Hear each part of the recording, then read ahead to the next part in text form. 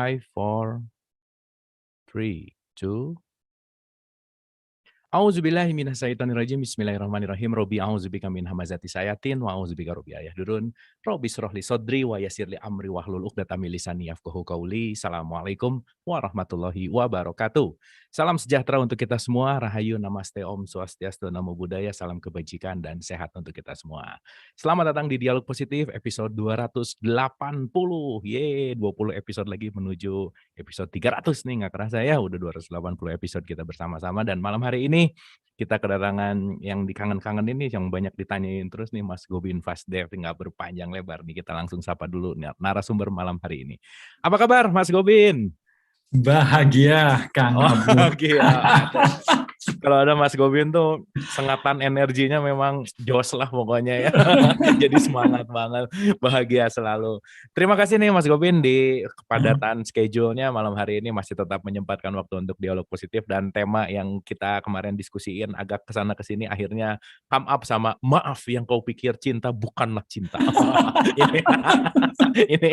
ini di captionnya Mas Gobin, kalau nggak siap nonton ini nggak usah lah gitu ya. Tapi ya. Oke, Mas Gobin, the stage is yours, silakan. Oke, Kang. Sebelumnya saya punya background mengenai hal ini, bahwa saya sebenarnya merasa cukup frustasi sebelumnya karena hal ini, yaitu cinta itu sendiri. Karena dulu waktu kecil saya mengagung-agungkan cinta, konsep cinta yang selalu saya pikirkan di kepala saya, begitu indahnya, begitu hebatnya, begitu luar biasanya. Ya, seperti yang kita tahu semua, ternyata itu harus bubar gitu. Bubarnya karena ada sebuah kesadaran baru yang bukan hanya bukan memperkuat, tapi menghancur leburkan apa yang selama ini saya pegang, saya percayai. Dan itu membuat frustasi karena kemelekatan saya terhadap konsep itu sangat-sangat kuat, sehingga saya nggak rela ini lepas, saya nggak rela ini hancur. Tapi gimana lagi, bahwa kesadaran itu datang, dan saya nggak bisa menolak begitu, karena itu datang. Jadi frustasi saya cukup tinggi. Maka itu saya nggak kepingin juga Bapak Ibu yang sekarang atau teman-teman yang sekarang sudah punya konsep yang mapan gitu, yang sudah kuat fondasinya, kemudian mendengar acara ini dan kemudian hancur lebur gitu kan. Jadi frustasi ya. Frustasi seperti saya, itu nggak enak banget ya. Well, ini kita ngomong soal cinta dalam bentuk apapun ya, cinta terhadap anak, cinta terhadap pasangan, cinta terhadap negara, bahkan cinta terhadap Tuhan, dan tentu urusannya dengan agama dan sebagainya. Dan ini super sensitif sih sebenarnya. Saya cukup lama memikirkan apa yang saya ingin sampaikan hari ini gitu ya. Maka itu waktu waktu itu Kang mengusulkan sebuah ide positive thinking itu sudah usang. Saya cukup lama untuk mikir apa ini, tapi saya dalam hati saya kepingin ngobrolin soal satu hal yang diagung-agungkan oleh begitu banyak orang, yaitu tentang cinta itu sendiri. Dan kemudian saya pikir ini kelihatannya ya sudahlah, saya harus mulai berbicara hal ini. Tapi tentu ini bukan sesuatu konsep yang pasti, bahwa mungkin aja kesadaran saya akan berubah di satu hari dan akhirnya ngerubah ini semua juga, bisa jadi. Tapi saya selalu terbuka pada diri saya sendiri dan juga pada teman-teman yang ada di sini untuk menyumbang saran atau pengetahuan yang sudah ada. Well, terima kasih nih, malam yang seru kelihatannya. Seru banget nih Mas Gobin nih. Ini pokoknya yang 205-206 yang datang ini siap-siap frustasi aja habis dari sini. Oke. So saya boleh share dulu ya untuk ininya. Silakan Mas Gobin. PowerPoint yang saya oret-oret nih ceritanya, ya. Oke. So kalau ngelihat gambar ini adalah gambar yang abstrak, saya juga nggak tahu siapa yang melukis dan sebagainya, saya ambil dari internet gitu. Pokoknya yang paling kacau gambarnya, yaitu saya ambil. Nah, kalau kita ngomong soal cinta, tadi itu Kang, tadi saya sempat di grup apa itu namanya di Instagram, saya kemudian tanya tentang menurut Anda cinta itu seperti apa, kurang lebih seperti itu. Dan ada begitu banyak tanggapan tentang cinta itu sendiri, dan satu dan lainnya itu begitu banyak sekali. Maksudnya berbeda satu dengan yang lainnya. Ada yang bilang cinta itu sensasi, cinta itu sejati itu sepandai-pandainya orang memelihara sensasi tersebut. Cinta terbesar itu cinta manusia kepada Tuhannya, dan kemudian kalau cinta membuat kita hidup, cinta ibu kepada anak, cinta, bahkan ada yang bilang cinta itu rumit, I am love. Wah, banyak banget. Pokoknya semuanya kelihatannya berbeda-beda satu dengan yang lainnya. Terus cinta ini apa? Beda kan kalau sekarang ini kita ngomong sepatu gitu. Semua orang udah tahu nih, sepatu itu bentuknya seperti itu. Dan kalau saya bilang sepatu warna merah, kemudian ada logonya Nike, oh lebih gampang. Apalagi kalau ada nomor serinya, itu udah semua orang akan berpikir hal yang sama seperti itu, seperti ini yang barusan ditempel dan kemudian lepas. Kurang lebih begitulah si cinta itu sendiri. Dia lepas juga seperti itu. Dan begitu banyak konsep abstrak tentang cinta. Dan setiap orang ingin dicintai. Saya ini mencintai kamu. Tapi ketika saya tanya, cinta itu yang seperti apa sih? Oke, kalau gitu saya tanya seorang, kamu ingin dicintai. Cintanya seperti apa? Oh itu loh mas, ketika saya dilus-lus kepalanya. Dan kemudian ada yang bilang, oh ketika seseorang itu memuji saya. Dan ketika seseorang itu mengerti apa yang saya mau. Ya menikahlah dengan dukun, saya bilang gitu. Yang dimana dia bisa mengerti apa yang Anda mau seperti itu. Dan begitu banyak hal, konsep-konsep keinginan cinta itu apa sendiri itu sangat-sangat abstrak. Dan yang menarik begitu banyak cerita-cerita yang awalnya cinta dan kemudian berantem gara-gara mereka mempunyai ekspektasi yang dua-dua yang berbeda, dan kemudian dia berpikir bahwa saya suka tahu dan memberikan tahu, yang satunya suka tempe, setiap hari goreng tempe dan memberikan tempe. Keduanya saling memberi, tapi keduanya tidak saling menerima karena kebutuhannya berbeda, seperti itu. Nah, kemudian kita ngomong soal cinta ibu pada anak seperti itu. Nah, kalau seandainya cinta ibu pada anak itu baik, kenapa kok ada orang tua yang membunuh anaknya, menelantarkan anaknya, dan sebagainya, seperti itu. Dan begitu banyak hal-hal cinta, tapi di sisi lain waktu saya kecil, saya tuh frustasi banget, karena kita ngomong cinta, tapi di sisi lain kita menemukan sesuatu yang berbeda pada kenyataannya daripada konsep-konsep yang sudah ditanamkan di dalam diri kita tentang cinta itu sendiri. Saya semakin frustasi, apalagi kemudian waktu saya kecil kan sekolah sekolah Kristen ya, dan kemudian diceritakan tentang Yohanes 3 ayat 16. Saya ingat itu karena diulang-ulang terus. Begitu besarnya kasih Tuhan kepada dunia ini, maka ia mengaruniakan anaknya yang tunggal, dan kemudian siapa yang percaya masuk surga dan tidak percaya masuk neraka. Aduh, kenapa kok begitu besar kasih terus ada neraka di akhir-akhirnya? Ini gimana gitu loh. Gue kecil frustasi dengan hal itu. Lah kenapa kalau begitu besar kasihnya, kenapa nggak dihilangin aja semua dosanya? Dan kenapa kok diciptakan neraka? Dan kemudian di neraka dihukum luar biasa. Lah kalau saya berbuat salah dalam hidup ini, let's say 60 tahun gitu saya berbuat salah, apakah saya harus dihukum selamanya? Kok bisa seperti itu? Kenapa Tuhan yang penuh kasih itu kok menghukum begitu keras? Aduh, katanya oh ya supaya kita menurutin.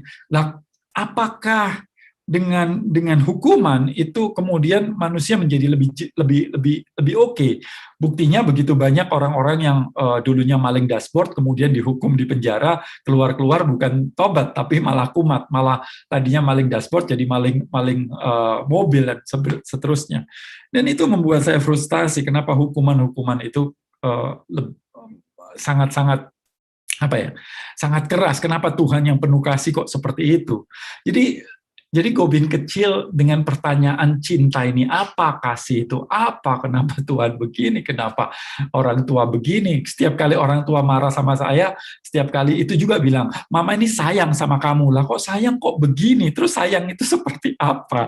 Jadi kekacauan luar biasa di dalam kepala saya waktu itu susah untuk terhindarkan. Tapi namanya juga kemudian mulai tumbuh dewasa, mulai remaja, udahlah nggak mikirin itu, mikirin cewek, mikirin senang-senang sana sini, dan terlupakanlah konsep-konsep cinta itu, apalagi terlarut karena hormon-hormon tertentu muncul di kepala, sehingga berpikir bahwa cinta itu selamanya, cinta itu adalah rasa, dan sebagainya, seperti itu. So, nah, kemudian di sisi lain, abstraknya cinta itu menarik, karena ketika seseorang pria pulang malam, larut malam, dan kemudian istrinya bilang, kamu itu udah nggak sayang sama aku, kamu nggak cinta sama aku. Nah, si suaminya bilang, nggak cinta bagaimana sih? Saya ini seharian kerja pagi malam, ini untuk kamu. Ya enggak, kamu kayak udah nggak cinta lagi sama aku. Seterusnya seperti itu. Dan saya juga frustasi sebenarnya, mikirin, ini harusnya bagaimana sih? Seseorang itu udah memberi, si suaminya kerja mati-matian, si istrinya juga melayani, tapi keduanya kok nggak merasakan adanya cinta. Nah, sampai kemudian saya membaca sebuah buku. Buku ini ngetop banget. Sebagian besar orang mungkin yang suka baca pasti pernah baca buku 5 bahasa cinta atau 5 bahasa kasih, 5 love language gitu. Dan mereka kemudian membaginya, cinta itu nggak bisa kamu abstrakin, kemudian dijadikan satu, apa itu namanya, dijadikan peta begitu. Nah, di peta itu ditulis kemudian bahwa kita punya 5 bahasa cinta. Nah, harusnya kita mengetahui, kita jangan mencintai pasangan kita, tapi kita buatlah pasangan kita dicintai. Jangan cintai anak Anda, tapi buatlah anak Anda merasa dicintai. So, 2 hal yang berbeda. Bagaimana kita bisa tahu bahwa anak kita cintai, pasangan kita cintai? Ketahuilah bahasa cintanya. Bahasa cintanya kemudian dipetakan menjadi 5, yaitu kata-kata pujian, kemudian sentuhan fisik, kemudian apa itu namanya, hadiah, kemudian waktu yang berkualitas, dan layanan, seperti itu. Jadi kalau seandainya bahasa cinta saya sentuhan, sementara orang tua saya setiap hari melayani saya itu risih kalau dilayani. Sementara dia nggak pernah menyentuh saya, sehingga apa yang terjadi? Orang tua saya bilang, saya ini kurang apa sih, setiap hari masakin kamu ini itu, sayang banget mama ini sama kamu. Tapi saya nggak merasakan cinta itu sendiri, seperti itu. Saya nggak merasakan, nggak pernah disentuh, nggak pernah dapat hadiah contohnya atau apa. Nah, jadi kemudian di situ saya nggak tahu, oh ternyata cinta itu seperti itu toh. Jadi kita mesti tahu apa yang disukai oleh pasangan kita, dan kemudian kita memberikan itu. Nah, saya cukup happy dengan pernyataan ini atau pengetahuan ini. Dan kemudian saya membuat seminar-seminar seperti itu. Tapi di sisi lain kemudian muncul sebuah kesadaran baru. Nah, terus kesadaran itu mengatakan bahwa, kalau gitu apa bedanya dengan kecanduan seperti itu? Sewaktu kita kecil itu kan saya selalu cerita begini, kalau kita ngomong soal kecanduan, kita selalu ingat bahwa tentang narkoba, ada yang kecanduan gadget, ada yang kecanduan makanan manis, ada yang kecanduan seks, ada kecanduan yang lain sebagainya. So, itu yang muncul ketika kita ngomong soal kecanduan. Dan bayangkan kalau ada anak kecil, anak lahir, itu disuntik narkoba. Dan kemudian semakin besar, narkobanya dikurangi. Dan apa yang terjadi? Maka dia otomatis kecanduannya semakin tinggi, karena dulu pernah merasakan nyaman, kemudian berkurang. Nah, waktu kita kecil, kita disuntik. Namanya pujian, penghargaan, sentuhan fisik, layanan, dan begitu banyak hal di dalam kehidupan kita yang diberikan pada kita, dan sewaktu besar kita dikurangi. Dan otomatis waktu besar kita ingin mendapat pujian. Gimana caranya? Yaitu kita mati-matian belajar supaya juara 1, karena juara 1 dapat tepukan tangan, diterima oleh teman-teman. Kenapa kita ingin jadi orang kaya? Karena orang kaya itu enak, mobilnya boleh parkir di depan lobi, kemudian pintu selalu dibuka, semua orang mendengarkan, baru dia batuk gitu, semua orang pada diem gitu. So, dihormatin. Kenapa pingin cantik? Oh iya, karena semua orang akan melihat kita, badan kita bagus, six pack, itu juga seperti itu. So, apapun yang kita inginkan, itu tujuannya adalah untuk mendapatkan si narkoba-narkoba itu, yaitu pujian, penghargaan, penerimaan, dan sebagainya. Kenapa sih kita pakai batik setiap kali pergi ke kawinan atau resepsi, karena kita perlu untuk penerimaan, karena semua pakai batik dan kemudian kalau kita nggak pakai batik rasanya gimana gitu, supaya kita diterima oleh komunitas itu, kita ingin menjadi sama seperti itu. Tapi di sisi lain kita tahu bahwa kita ingin jadi signifikan juga, batiknya yang bagus, batiknya yang mahal, batiknya yang ukir dan sebagainya seperti itu, sehingga kita sama-sama tapi kita juga ingin signifikan, kita merasa lebih daripada yang lain, so ego kita di situ. So, di situ kemudian terombang-ambing lah pikiran saya tentang cinta. Jadi sebenarnya ini kan kecanduan. Kecanduan kan bukan cinta. Lah, terus ini kan sebuah hal yang apa ya namanya, yang kita terus-terusan kejar seperti itu. Sementara cinta menurut saya harusnya nggak begitu. Itu harusnya tumbuh dari dalam, sebagainya, seperti itu. Nah, kemudian saya menggali ke dalam. Sebenarnya konsep-konsep ini dari mana gitu? Apa yang melatar belakangin ini semua? Dan disitulah kemudian saya mulai melihat bahwa kita itu terpengaruh banget dengan kehidupan sosial kita. Jadi kita ini terhipnosis oleh keadaan lingkungan kita tentang apapun konsep itu sendiri. Nah, siapa yang mempengaruhi? Ya nggak ada lain, adalah lingkungan. Kemudian ini yang film-film Disneyland yang happily ever after gitu ya, jargonnya kan di akhirnya seperti itu. Kemudian yang dulu waktu saya kecil sih nontonnya Bollywood seperti itu, tentang cinta-cinta, cinta itu apa dan sebagainya. Kalau sekarang mungkin teman-teman ngelihatnya drama-drama Korea dan sebagainya seperti itu, dan mengetahui bahwa itu cinta itu apa dan seperti itu. Dan seringkali kan muncul seperti happily ever after. Happily ever after ini kan selalu kalau di Disneyland itu ada Cinderella, ada sesuatu tokoh yang awalnya kacau dan kemudian akhirnya dia mendapatkan impiannya, dan setelah itu begitu menikah selesai. Selesai menikah itu selesai dan kemudian tertulis happily ever after, hidup selamanya bahagia.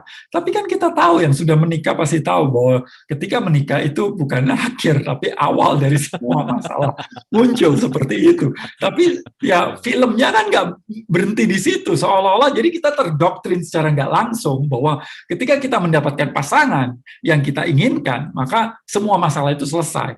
Nah, kalau itu terjadi, kenapa lebih dari 50% di Amerika sekarang itu pernikahan gagal seperti itu, dan semakin hari semakin banyak orang yang memutuskan untuk jadi single, semakin banyak orang yang memutuskan untuk tidak bersama lagi seperti itu. Apa yang terjadi seperti itu? Dan kemudian di film-film itu juga ada doktrin-doktrin yang secara nggak langsung adalah kebenaran selalu menang seperti itu. Padahal kita tahu bahwa di dunia ini nggak begitu. Iya, di film iya, atau kalau seandainya ada satu kejadian yang kemudian akhirnya kebenaran menang. Nah, kalau ada dua pihak yang bersengketa, dua-dua berharap, dua-dua yakin itu benar, maka salah satu menang, kemudian dianggap itu kebenaran. Nah, bayangkan ada begitu banyak koruptor, ada begitu banyak pencuri, ada begitu banyak orang-orang yang kelihatannya salah gitu, dan bukan salah, tapi mungkin dia udah salah, tapi apa yang terjadi? Dia bebas. Tapi begitu juga banyak juga kejadian-kejadian yang sebaliknya, yaitu ada orang yang dihukum 40-50 tahun, setelah itu dibebaskan dengan alasan bahwa terbukti bahwa dia tidak bersalah. Nah, apakah orang-orang yang tidak bersalah ini apa itu namanya, patut untuk mendapatkan 40-50 tahun di penjara, sementara mereka yang bersalah bebas, dia nggak mendapatkan, sampai sekarang pun tidak mendapatkan apa itu namanya, hukuman. Jadi kemudian di situ saya bilang, wah, ini ternyata konsep dan konsep yang selalu tertanam di dalam diri kita, dan kemudian kita pertahankan dan kita pikir itu adalah sebuah kebenaran, padahal nggak selalu terjadi seperti itu. Nah, contoh, true love is forever. Waduh, gitu. Ya, love is forever, benar. Tapi ada bintangnya kecil di atas gitu, syarat dan ketentuan berlaku. Itu yang terjadi. Saya selalu bilang love is forever, benar. Tapi if ceteris paribus. Nah, saya ingat nih, sekolah waktu SD, SMP, SMA diajarin hukum permintaan dan penawaran. Itu akan terjadi di tempat yang sama ketika semua hal tidak berubah. Ceteris paribus, yaitu keadaan ekonomi nggak berubah, keadaan permintaan dan penawaran tetap sama, jumlah penduduk sama, jumlah apapun sama. Which is nggak mungkin di dunia itu semuanya sama. semuanya pasti berubah. Jadi love is forever itu ya itu lagi-lagi it's just di kepala kita, konsep kita, dan hanya di itu di dalam film-film saja dan seterusnya seperti itu. Nah, kemudian saya mau berpikir bahwa apakah benar sih kita mencintai? Apakah benar sih manusia ini bisa mencintai setulus hati? Siapa sih yang seperti itu? Dan kemudian saya berpikir-pikir bahwa otak kita ini sudah bukan didoktrin, sudah tercipta dengan dualismenya. Jadi di kepala kita ini walaupun punya kemampuan-kemampuan yang lebih, tapi sebagian besar dari kita itu baik buruk benar salah sudah tertanam sangat-sangat kuat di kepala kita, di benak kita. Sehingga ketika ada sesuatu baik, pasti akan muncul perbandingannya, yaitu buruk, seperti itu. Nah, jadi kemudian saya berpikir bahwa ternyata cinta itu ya nggak ada lain, it's an ego dari kita sendiri gitu loh. Dan satu hal lagi yaitu dagang, nggak lebih dari dagang, yaitu kesepakatan. Nah, kenapa saya bilang begini? Nah, nanti saya jelaskan lebih dalam di situ. Jadi kalau cinta itu adalah ego, maka nggak ada lain.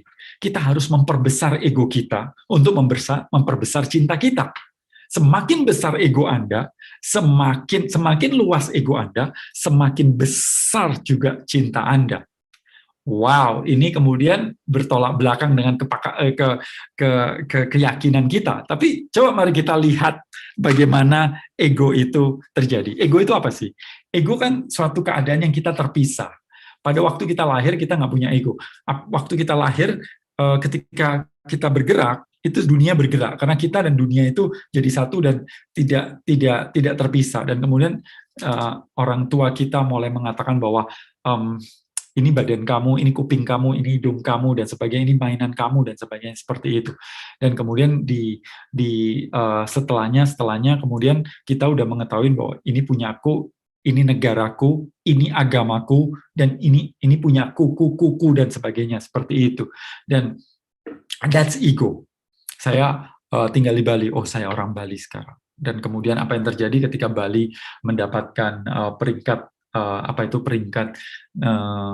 pulau terbaik di dunia, tiba-tiba saya bangga. Padahal saya nggak ngapa-ngapain gitu. Tapi karena saya mengadopsi saya di Bali, saya orang Bali, dan kemudian saya Bali mendapatkan, kemudian tiba-tiba muncul saya bangga. Dan ketika Bali itu mendapatkan predikat jelek, saya tiba-tiba merasa down seperti itu. Padahal nggak ada hubungannya dengan saya. Tapi kita melekatkan pada agama, kita melekatkan pada ini dan sebagainya. Nah, salah satu contoh, ini karena lagi demam bola ya.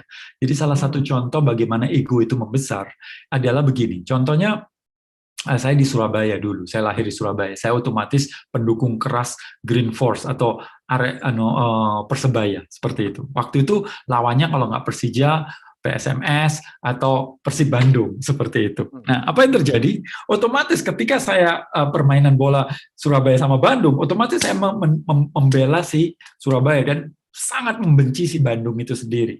Tapi ketika PSSI main dengan Malaysia, apa yang terjadi?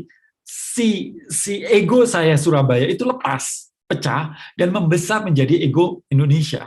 Nah, di situ ada pemain Bandung, ada pemain Surabaya, ada pemain PSMS, dan sebagainya. Saya udah nggak melihat dia sebagai musuh saya, tapi ego saya menjadi ego Indonesia. Seperti itu. Dan kemudian, kalau kita mau membesarkan ego lagi, jadi menjadi dunia, kita nggak akan melihat itu orang Arab, itu orang India, apa itu orang Israel, dan sebagainya. Seperti itu.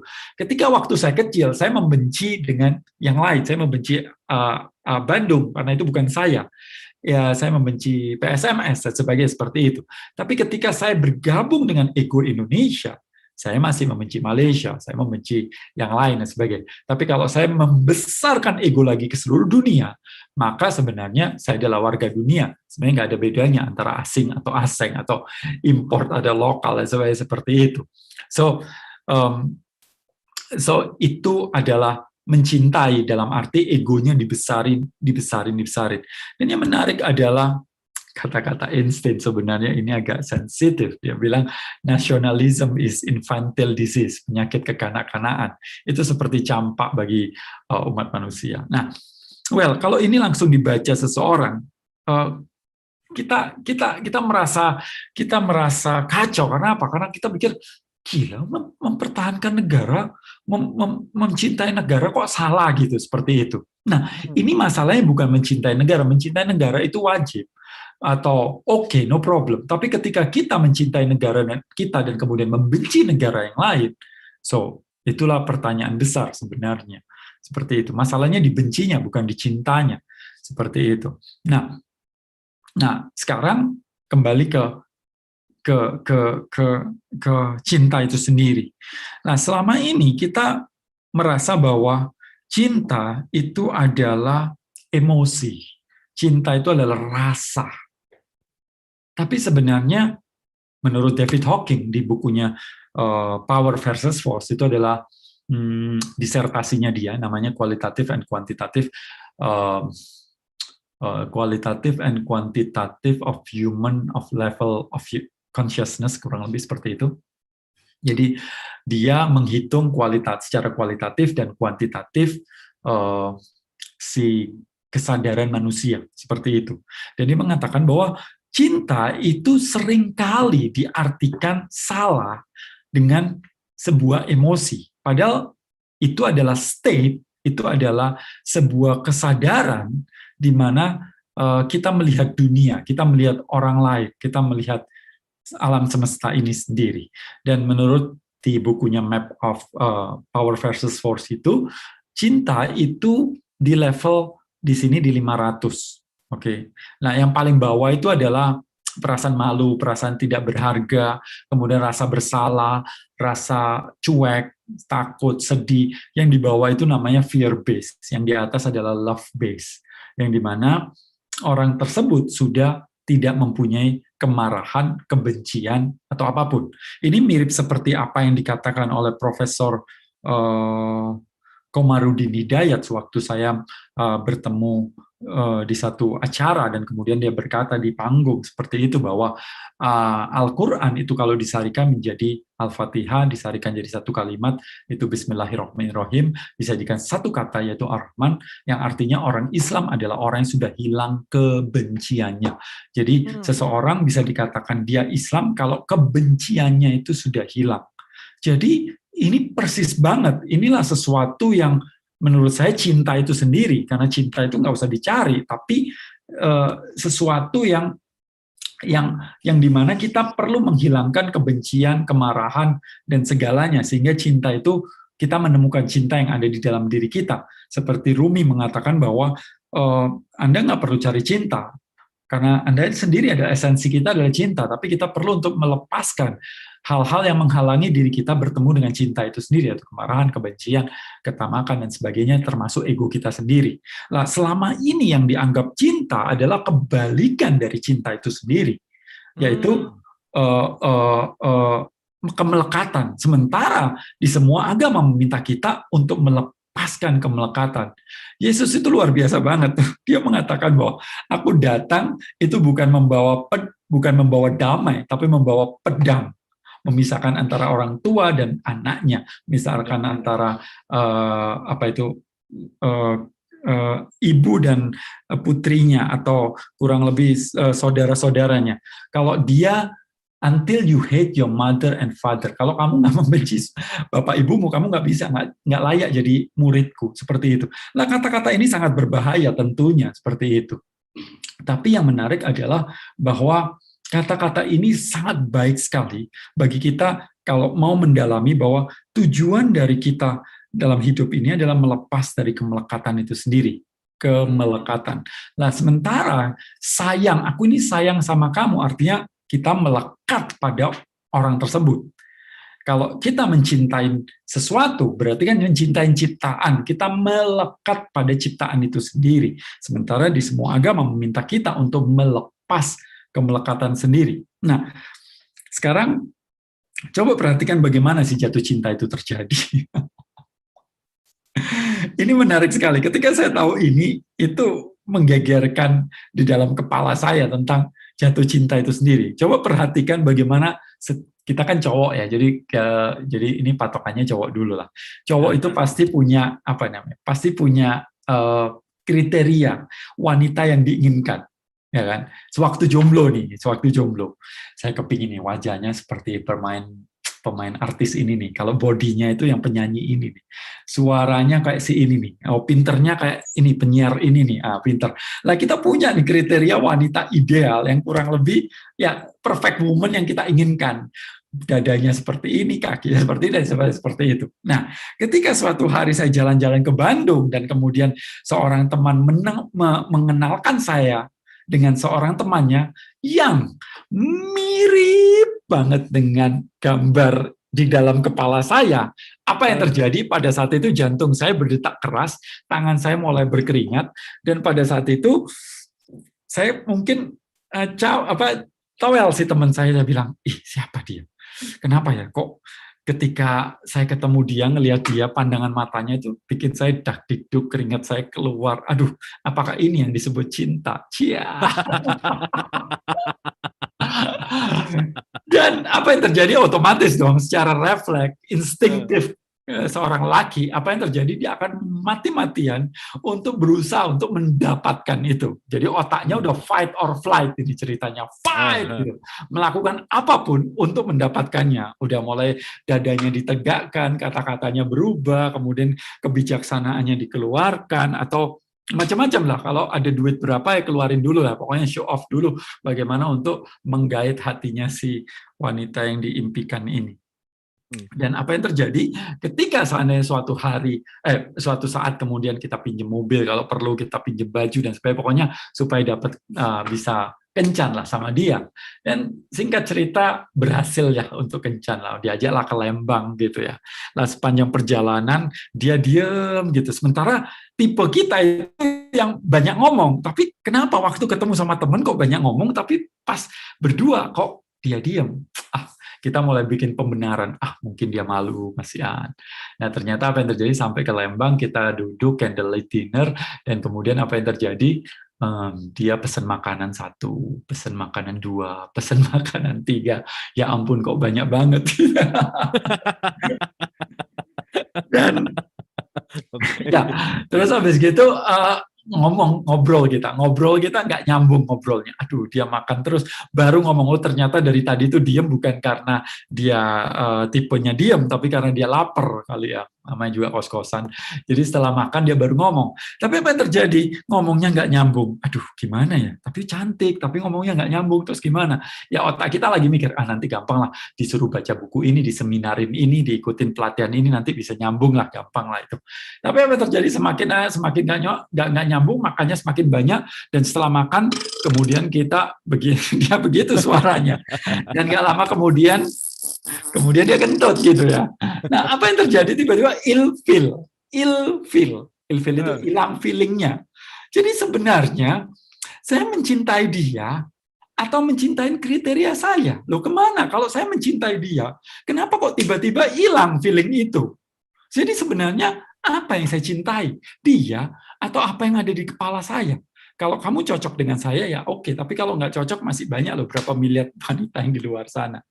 Atau seorang ibu yang katanya cinta dengan anaknya. Nak, kalau kamu pindah agama, nak, kalau kamu kawin dengan dia, nak, seumur hidup mama nggak akan akuin kamu anak. So ini cinta atau dagang sebenarnya.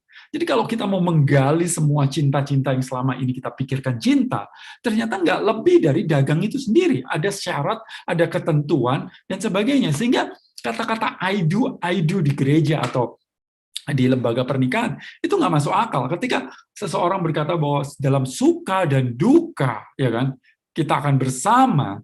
Artinya ketika seorang pasangan itu memilih pasangan yang lain dan kemudian si pasangan itu suka kan, dianya duka karena si pasangannya cari yang lain. Dan apa yang terjadi? Harusnya dia harus menerima dong. Tapi kan kemudian kejadiannya nggak begitu gitu kan. Enggak Pak, apapun yang terjadi Pak, saya tetap sayang dengan pasangan saya. Mau gimana pun saya tetap sayang. Kalau seandainya pasangan Anda bilang kemudian saya mau ganti kelamin, bagaimana? Apakah tetap Anda sayangnya sama? Apakah ketika dia mengatakan bahwa dia orientasi seksnya berubah, apakah Anda tetap sayang sama dia dengan kadar yang sama? Atau ketika dia kemudian melakukan sesuatu yang di luar dari konteks kenormalan, apakah Anda tetap sayang dengan dia? So sebenarnya semuanya dagang. Semuanya ini harus diakuin. Dan ketika saya tahu konsep ini, ketika saya tahu, kebuka kepala saya, ya ampun, jadi ternyata selama ini tuh semuanya dagang ya. Nggak saya, nggak pasangan saya, nggak siapapun di dunia ini adalah dagang sebenarnya. Tapi kita tidak mau mengakui ini atas nama cinta yang dianggap yaitu tulus, atas kita sudah terdoktrin dengan film-film atau lagu dan sebagainya seperti itu, sehingga kita mengatakan bahwa itu ada, soulmate itu ada, twin flame itu ada, dan sebagainya seperti itu. Dan ya, akhirnya kita hidup dalam ilusi itu sendiri. Nah, mengetahui ini sebenarnya adalah sesuatu hal yang luar biasa. Mengetahui ini menjadi realistik, bahwa dalam kehidupan kita, ya memang semuanya dagang. Nggak ada lagi, seperti itu. Jadi, dalam kesempatan itu, saya mulai mengerti bahwa, ya kita harus akuin bahwa bahwa kita punya syarat, kita punya ketentuan, dan pasangan kita juga punya ketentuan. Sebagai orang tua punya ketentuan, dan anak juga punya syarat dan ketentuan. So, dengan cara seperti itu, maka kita lebih gampangnya bikin ketentuan baru, bikin persepakatan seperti di notaris, seperti partner yang bekerja sama di notaris, seperti itu. Menurut saya, itu lebih oke sih daripada yang selama ini kita pikirkan tentang cinta itu sendiri. Ya, jadi Anda boleh sih cerita sama pasangan Anda sekarang. Nanti setelah mendengar ini, Anda katakan, sebenarnya saya nggak pernah cinta sama kamu. Kebetulan kamu itu cocok kriterianya sama aku, dan kamu juga, saya ini cocok juga kriterianya dengan kamu. Jadi kita ini dua orang yang tidak pernah mencintai, tapi saling cocok karena kriterianya kepenuhi. Ketika kriteria saya berubah atau Anda berubah dan sebaliknya, maka bubarlah ini semua. Seperti itu. Dan itu menjadi realistik. Jadi, ya, saya terbuka sih terhadap apapun, tapi selama ini kalau kita mau menggali, ujung-ujungnya adalah bahwa kita punya dagang di situ. Oke, so jadi sebenarnya cinta yang selama ini kita pikir cinta, terus apa dong? Jadi cinta yang dianggap kasih, cinta yang dianggap ini dan sebagainya. Saya kemarin ada beberapa teman yang WhatsApp juga atau DM atau melakukan ini, yang menjawab di Instagram saya, mengatakan bahwa, Pak, cinta kita kepada Tuhan kita, kepada Maha Pencipta, atau yang mempunyai paling cinta paling banyak. Tapi kemudian kan Tuhan itu kan konsep yang di dalam kepala kita yang masih abstrak seperti itu. Nah, lagian kalau seandainya bagaimana Anda menjelaskan tentang seseorang anak yang lahir dengan penyakit tumor, penyakit kanker, ya terus kenapa Tuhan kok memberikan hal itu semua? Terus apakah itu bentuk dari cinta? Nah, tapi kan kita kan manusia, itu kan otak kita pinter banget untuk memberikan makna-makna dan sebagainya. Sebenarnya kejadian semua netral, tapi kan kita maknain seperti itu. Oh, ketika orang itu sakit dan sembuh, kita mengatakan terima kasih Tuhan, Tuhan telah menyelamatkan. Tapi ketika meninggal, kita memberi makna bahwa Tuhan sayang sama kamu. Tuhan mengambil kamu lebih cepat karena Dia sayang sama kamu. Terus bagaimana dengan neraka dan surga? Bagaimana dengan kita ini? Kenapa kok kita menjadi sakit? Kenapa Tuhan kok membiarkan kita sakit? Diambil orang-orang yang paling kita kasihi, seperti itu.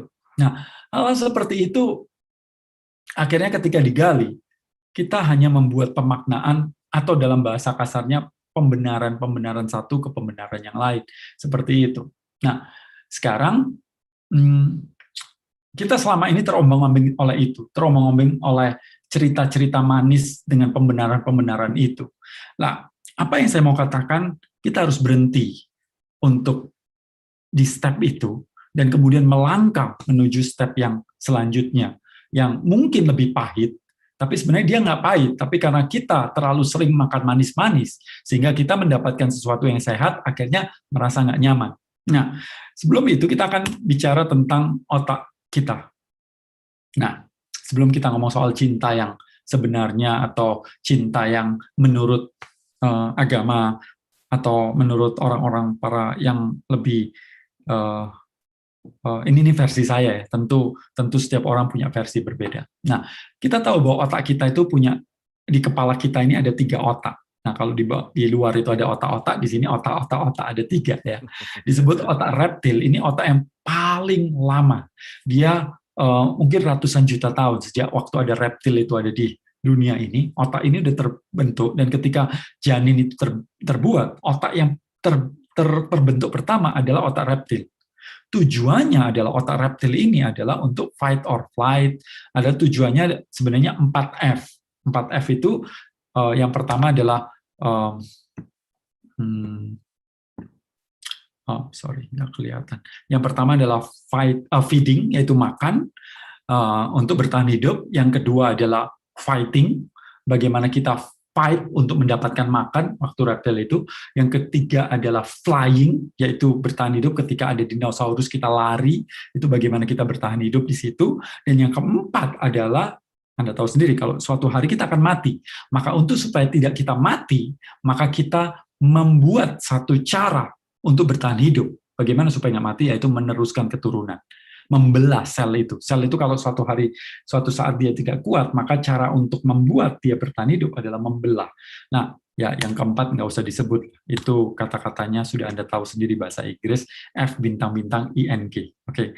So, otak yang bagian bawah ini mengendalikan jantung, mengendalikan paru-paru, mengendalikan hal-hal yang ada di dalam diri kita untuk tujuannya bertahan hidup semampu mungkin. Dia tidak berpikir, dia reaktif, bukan reaksi tapi reaktif. Nah, otak yang di atas ini otak mamalia, di mana ada emosi. Nah, senang, sedih, cemas, gelisah, semangat, dan sebagainya. Seperti itu. Nah, disinilah kebanyakan orang berpikir, inilah cinta. Ketika Anda mengharu biru, ketika ada perasaan yang sejuta rasanya seperti yang di film-film, di lagu-lagu itu, maka kita berpikir inilah. Tapi ini sebenarnya masih kawasan di otak yang tengah. Nah, otak primata kita, otak yang di atas ini, itu punya kemampuan yang jauh lebih luar biasa daripada sekedar hanya orang mengatakan ini otak rasional, otak berpikir ke depan, dan sebagainya. Nah, ada 4 kualitas, paling nggak ini menurut Buddha, yang selama ini kita nggak maksimalkan. Yang pertama adalah cinta itu sendiri, atau maitri. Lah, cinta di sini adalah sama seperti yang disebutkan Komoro Dundaya, dan mencintai semua makhluk atau apapun yang ada di kehidupan yang kita bisa lihat. Nah, tapi kan kita kan sudah terkonsep, kalau kita mencintai Arab seolah-olah nggak boleh mencintai Israel, seperti itu. Padahal Arab dan Israel diciptakan oleh pencipta yang sama. Apakah kalau saya mencintai Nabi Muhammad, saya nggak boleh mencintai Yesus, Rama, seperti itu? Ataukah kalau saya mencintai Rama, saya berarti nggak boleh mencintai siapa itu? Musuhnya, yaitu siapa itu yang dari Alengka itu? Si Dasamuka itu, seperti itu. Kenapa seperti itu? Seolah-olah Tuhan itu harus punya musuh. Kenapa kok di-create gitu? Waktu saya mendengar waktu kecil ya, waktu saya SD itu ditanya, diceritain oleh para guru saya bahwa Tuhan Yesus dicobain oleh setan. Saya pikir kok mana mungkin sih Tuhan katanya maha kuasa. Kenapa kok setan mencobai si Yesus seperti itu? Kenapa seperti itu? Dan pertanyaan seperti kenapa kok mau mengambil dosa aja harus melalui salib dan sebagainya. Jadi pertanyaan-pertanyaan liar seperti itu mengganggu saya, cukup membuat saya frustasi waktu saya kecil seperti itu. Nah, kemudian disinilah saya kemudian waktu sekarang berpikir bahwa cinta itu adalah hilangnya kebencian, sehingga saya nggak bisa benci dengan satu kaum tertentu seperti itu. Atau saya mencintai A kemudian tidak suka dengan B. Padahal kalau kita mau melihat, kalau saya lahir di Amerika, mungkin saya akan membenci Afghanistan.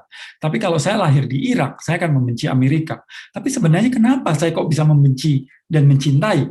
Apakah itu benar-benar cinta atau benci itu sendiri? Apakah itu hanya program? Kemungkinan besar adalah kita diprogram untuk membenci atau mencintai itu sendiri. Karena dari masa lalu kita, dari kecil kita, dan sebagainya. So, kemampuan untuk mencintai tanpa atau menghilangkan kebencian, itu kita mempunyai, kita miliki, tapi kita tidak, lagi-lagi, tidak diajarkan hal itu. Yang diajarkan adalah cintain ini, bencilah itu. Itu paling gampang, karena itu jualan paling gampang. Menciptakan musuh itu jualan paling gampang. Seperti itu. Nah, yang kedua adalah compassion.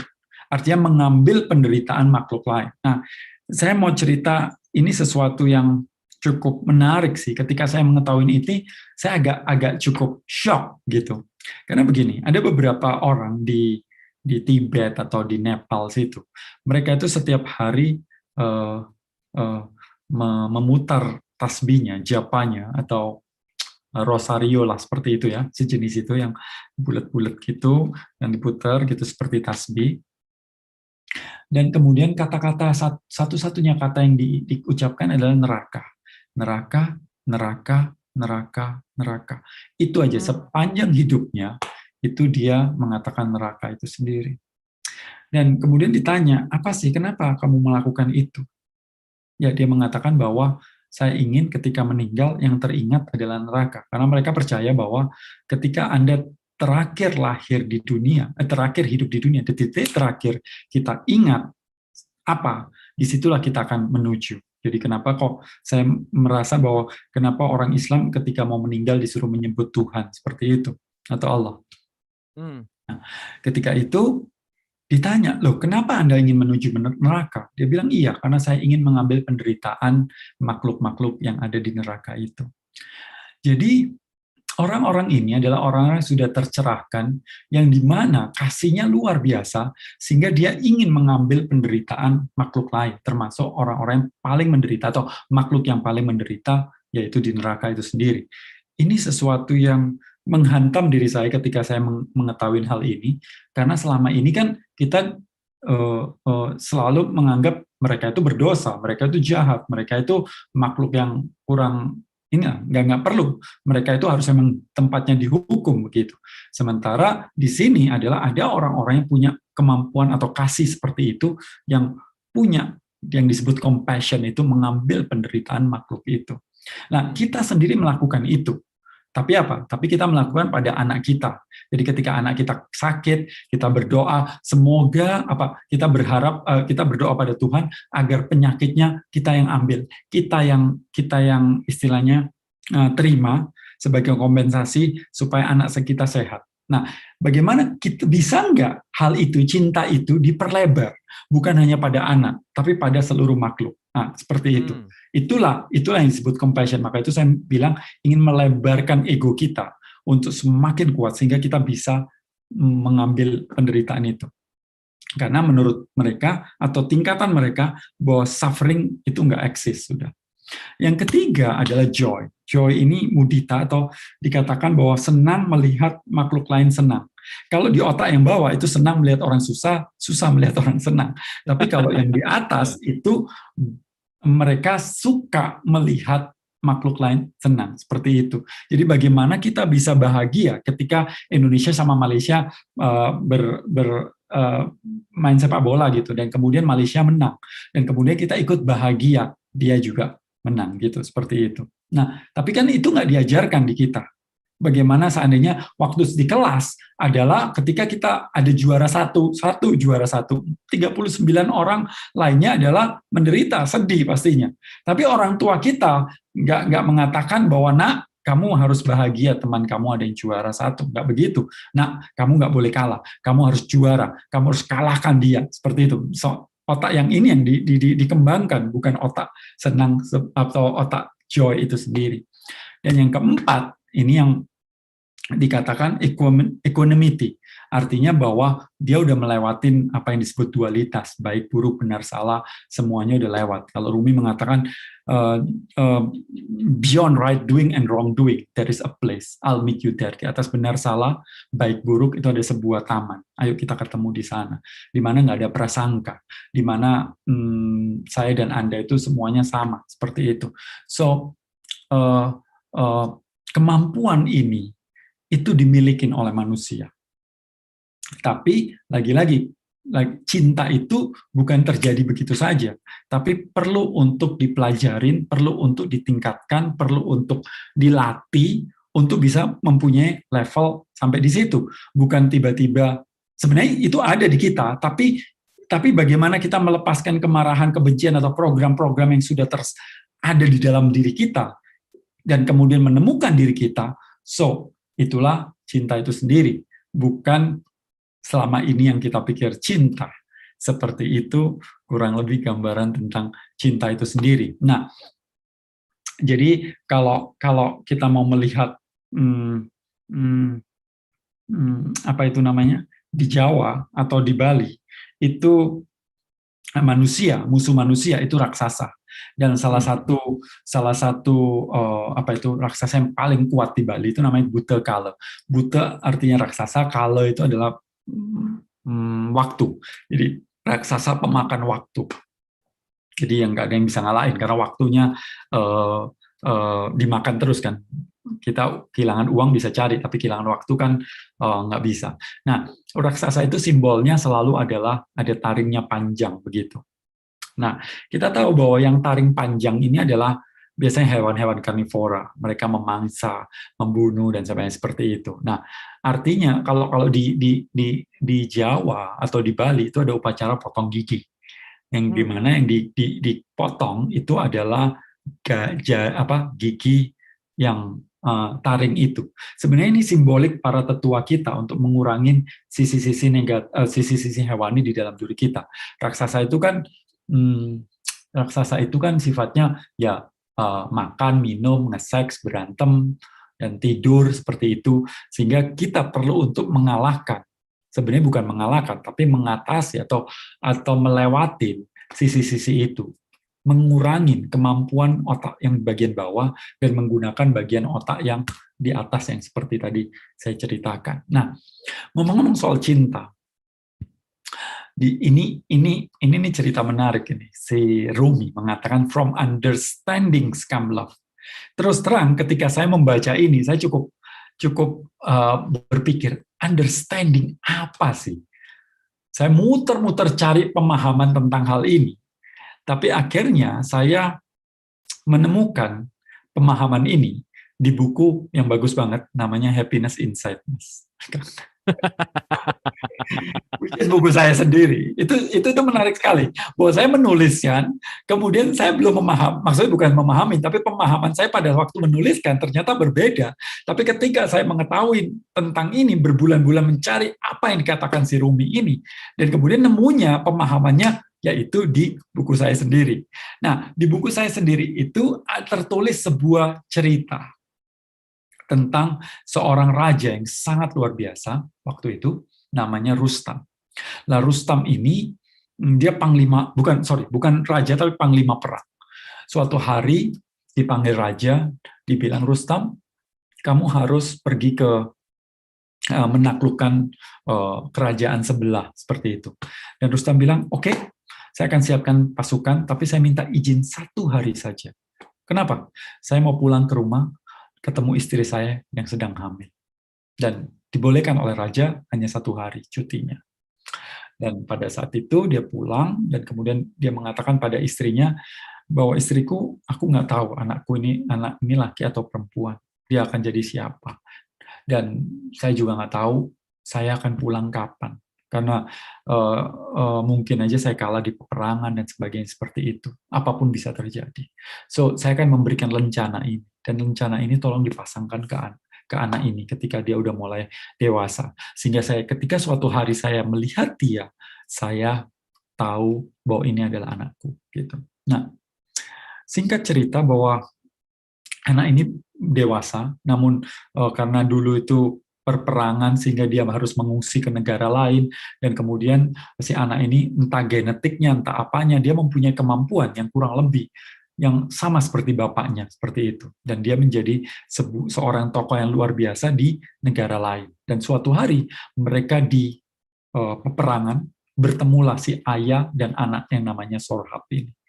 Dan apa yang terjadi, perperangan itu memakan waktu belasan hari kalau nggak salah, dan Rustam udah kehilangan energi sebenarnya, tapi karena kemampuan pengalaman yang luar biasa, dia mampu untuk menyabet si anak itu sendiri. Dan ketika dia mau menghunus pedangnya di dada si anak itu, tiba-tiba si anak itu berteriak, dia bilang, ingatlah pembalasan dari Rustam ayahku, begitu.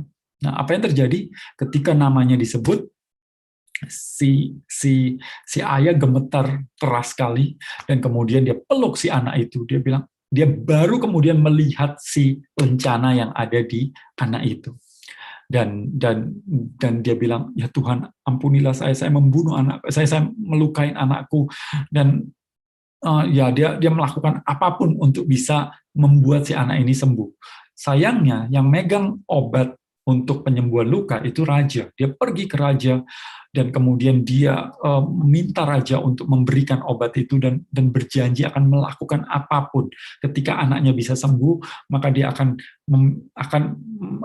meminta anaknya bergabung dengan pasukannya, dan dia yakinkan raja bahwa ini akan negara ini akan menjadi luar biasa di bawah kepemimpinan anaknya. Tapi raja bilang, sorry, bagimu itu anakmu, tapi bagiku itu musuh. Dan akhirnya apa yang terjadi? Raja nggak memberikan. Dia balik lagi ke tempat si anak itu, dan anak itu sudah terbujur kaku. Dan si Rustam pun diceritakan kehilangan ingatannya. So inilah kisah dari kita semua.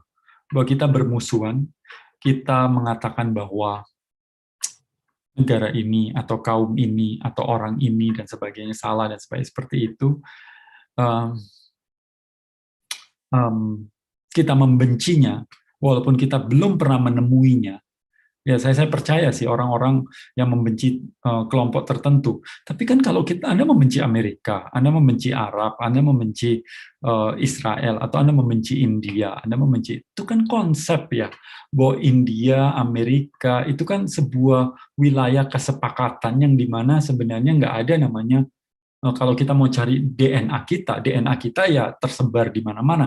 Mungkin orang bilang, oh Gobin orang India, namanya India, mukanya orang India, tapi ketika diambil DNA-nya, saya mungkin ada Afrikanya, ada Eropanya, ada ini, dan sebagainya seperti itu. Sehingga akan sulit sebenarnya menyebut saya orang India atau orang apa, seperti itu. Apalagi sekarang, semakin menyebar seperti itu. So, satu itu. Dan ketika kita menghilangkan konsep itu, sehingga kita melihat manusia lebih dalam lagi, bukan hanya sekedar KTP agama atau kebangsaan itu sendiri, seperti itu. Nah, Pak, tapi kan ada orang yang menyebalkan, ada yang menyakiti, ada negara yang seperti ini dan sebagainya. Betul sekali, itu nggak bisa dipungkiri. Tapi bedakan antara pain, sakit, dan suffering. Ketika kita menyadari bahwa seluruh bagian dalam kehidupan dunia ini adalah saudara kita, atau satu keluarga, satu badan, maka sebenarnya tidak ada satu orang pun yang bisa menyakiti kita.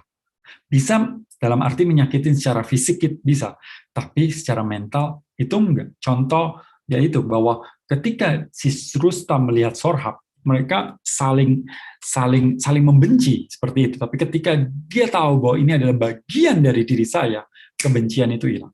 Seperti itu. Nah, sama ketika ada seseorang, contoh nih, lagi seru sepak bola kan. Jadi contohnya ini. Nah, seseorang pemain sepak bola kemudian ditabrak dari belakang. Wah, sampai gitu dia sakitnya luar biasa. Nah, apa yang terjadi? Kalau saat dia sakit ya, tapi kalau seandainya dia waktu menoleh ke belakang, yang menabrak seragamnya sama, sakitnya ada, tapi dia kesel nggak? Mungkin no bro. Aduh sorry, nggak apa-apa, santai aja.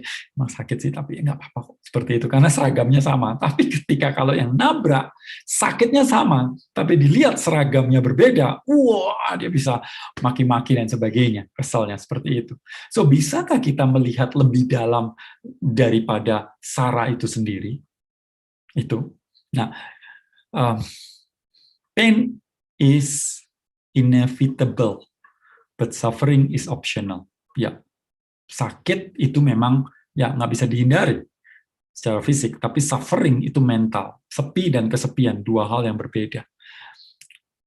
Ya, ini ada kata-kata bagus. Nah, Mother Teresa itu mengatakan dengan bagus, kalau kita tidak mempunyai peace atau kedamaian, itu karena apa? Karena kita melupakan bahwa kita saling memiliki. Nah, kalau kita mau melihat dunia ini seperti ini, tapi kan apa yang terjadi? Kita melihat dunia itu ada barisan, ada garisnya, ada batasannya dan sebagainya. Ketika saya naik pesawat dan kemudian pilotnya mengatakan kita sedang di perbatasan Malaysia dan Thailand, apakah benar-benar ada Malaysia perbatasan itu? Ada sungai, ada pohon, tapi kan nggak ada namanya perbatasan itu. Perbatasan itu di kepala kita sendiri, batasan-batasan itu. Sadi mengatakan bahwa semua putra Adam adalah anggota tubuh yang sama. Saat satu anggota menderita, yang lain juga menderita. Kalau kau tak peduli dengan penderitaan orang lain, tidak pantas disebut manusia. Seperti itu. Nah, di India ada sebuah kata-kata bagus banget, Vasudewa Kutumbakan, a global family. Bahwa semua orang di dunia ini, atau semua makhluk adalah bagian dari diri kita. Nah, saya akan mengakhiri dengan sebuah cerita tentang tanda datangnya pagi. Seorang guru suatu hari bertanya kepada murid-muridnya tentang bagaimana seorang tahu kalau malam telah berlalu dan pagi menjelang. Dan kemudian seorang muridnya mengatakan, ketika seseorang bisa melihat bintang di kejauhan dan bisa mengenalinya, apakah itu domba, ataukah jerapah, ataukah kuda, gurunya bilang, salah. Seperti itu. Ketika seorang bisa melihat pohon di kejauhan dan bisa mengenalinya apakah itu pohon ara atau pohon persik, gurunya bilang salah. Dan kemudian muridnya berkata, lalu apa? Tanya murid-muridnya. Jadi kapan sebenarnya waktu bisa dikatakan pagi? Dan kemudian gurunya mengatakan, ketika kamu dapat melihat muka dari sesama manusia dan melihat mereka sebagai saudara sendiri dan bukan lagi sebagai musuhmu. Karena sebelum kamu mampu melakukan itu, tak peduli jam berapapun itu, hari masih malam. So, ya, kurang lebih seperti itu. Apa yang kita sebut cinta selama ini adalah kemelekatan. Berkebalikan daripada cinta yang saya ketahuin sekarang ini. Bahwa kita perlu melepaskan skat-skat ego kita. Atau memperlebar dulu sebelum melepaskan. Dan kemudian juga melihat segala sesuatunya lebih dalam lagi daripada hanya sekedar melihat agama, bangsa, atau yang lainnya. Seperti itu. Sehingga lebih dalam lagi artinya bahwa kita mulai melepas apa yang disebut kebencian, kemarahan, dan bagian-bagian diri kita itu yang melekat, yang menghalangi diri kita melihat si cinta itu sendiri. So, kurang lebih begitu, Kang, tentang pembahasan ini. Tapi saya senang sekali kalau seandainya ada beberapa komentar atau pertanyaan yang pastinya saya pikir ini akan menggugah atau mengacaukan kepala kita tentang cinta yang selama ini kita pikir cinta itu. Oke, thank you. Mind blowing Mas Gobin, speechless lah pokoknya. Boleh tepuk tangan dulu untuk Mas Gobin malam hari ini yang bikin frustasi tentang cinta ya. Ternyata ya, apa yang dianggap cinta, apa yang diagung-agungkan, ternyata di baliknya di situ ada kemelekatan, di situ justru malah ada pengekangan, dan yang paling paling apa ya, paling dapat malam hari ini tadi begitu statement bahwa statement Islam adalah lepasnya dari kebencian itu super banget, itu luar biasa banget, itu apa ya, sesuatu yang sangat esensial gitu. Itu super duper cinta tuh di situ gitu. Ketika kebencian sudah hilang, ketika apa sesuatu hal yang kedengkian sudah tidak ada, that's it, di situ mulai ada cinta. Terima kasih Mas Ya, Gobin. So, ya. teman-teman, seperti biasa kita akan sama-sama berdiskusi gitu ya, ini topiknya menarik sekali. Saya rasa banyak yang pengen untuk mengapresiasi atau bertanya, silakan yang di Zoom boleh lewat chat atau raise hand, atau di YouTube juga tadi saya udah kasih linknya, mau gabung di Zoom boleh atau mau lewat chat di YouTube juga boleh. Oke, saya mau sedikit tanya dulu gini deh, ini saya rasa ada beberapa pertanyaan dan relevan dengan apa yang mau saya tanya juga sih. Nah, Mas Gobin, gimana sih, tips and tricks lah ya kalau kita mau berbicara gitu ya. Gimana caranya untuk mengatasi, melepaskan kemelekatan gitu? Practical way-nya dan, apa namanya, apa sih yang harus dilakukan ketika justru mencinta itu bukan untuk mau jadi melekat gitu, tetapi, untuk good things gitu, untuk sesuatu yang lebih baik gitu. Gimana Mas Gubin? Silahkan. Well, sebenarnya banyak caranya. Banyak orang mengatakan begini, waktu waktu saya em, banyak teman ketika saya kehilangan handphone gitu ya, dan kemudian teman bilang, "Aduh Bin, lu kok santai sih? Gue yang stres, lu yang santai, handphone handphone hilang gitu dan sebagainya." Seperti kan ada berapa ribu kontak, ada ini, ada itu dan sebagainya. Nah, terus jawaban saya sih sebenarnya begini, wah saya ini orangnya teledor banget. Dari kecil memang sering kehilangan gitu loh. Dan kemudian apa yang terjadi, karena sering kali saya kehilangan, saya akhirnya bertemu dengan rasa itu terus kan, rasa nggak nyaman itu, aduh kenapa sih, aduh eman gitu, dan terus kan, saya ketemu itu kan. Nah, waktu ketemu itu, saya menghadapi rasa itu. Nah, apa yang terjadi karena sudah terbiasa dengan rasa itu, maka ketika itu terjadi, maka saya nggak merasakan kesedihan seperti banyak orang yang nggak pernah berlatih. Intinya cuma satu sih, kata-katanya yaitu berlatih. Lah berlatih apa? Berlatih untuk macam-macam. Ketika kita meditasi, kita berlatih untuk melepas dari pikiran-pikiran kita. Jadi contohnya kan begini, salah satu meditasi yang selalu diajarkan, nah, kenapa saya nyebut Buddha berapa kali tentang meditasi ini? Karena begini, karena banyak sekali menurut saya ya, semua orang-orang suci itu bercerita tentang bagaimana melepas kemelekatan.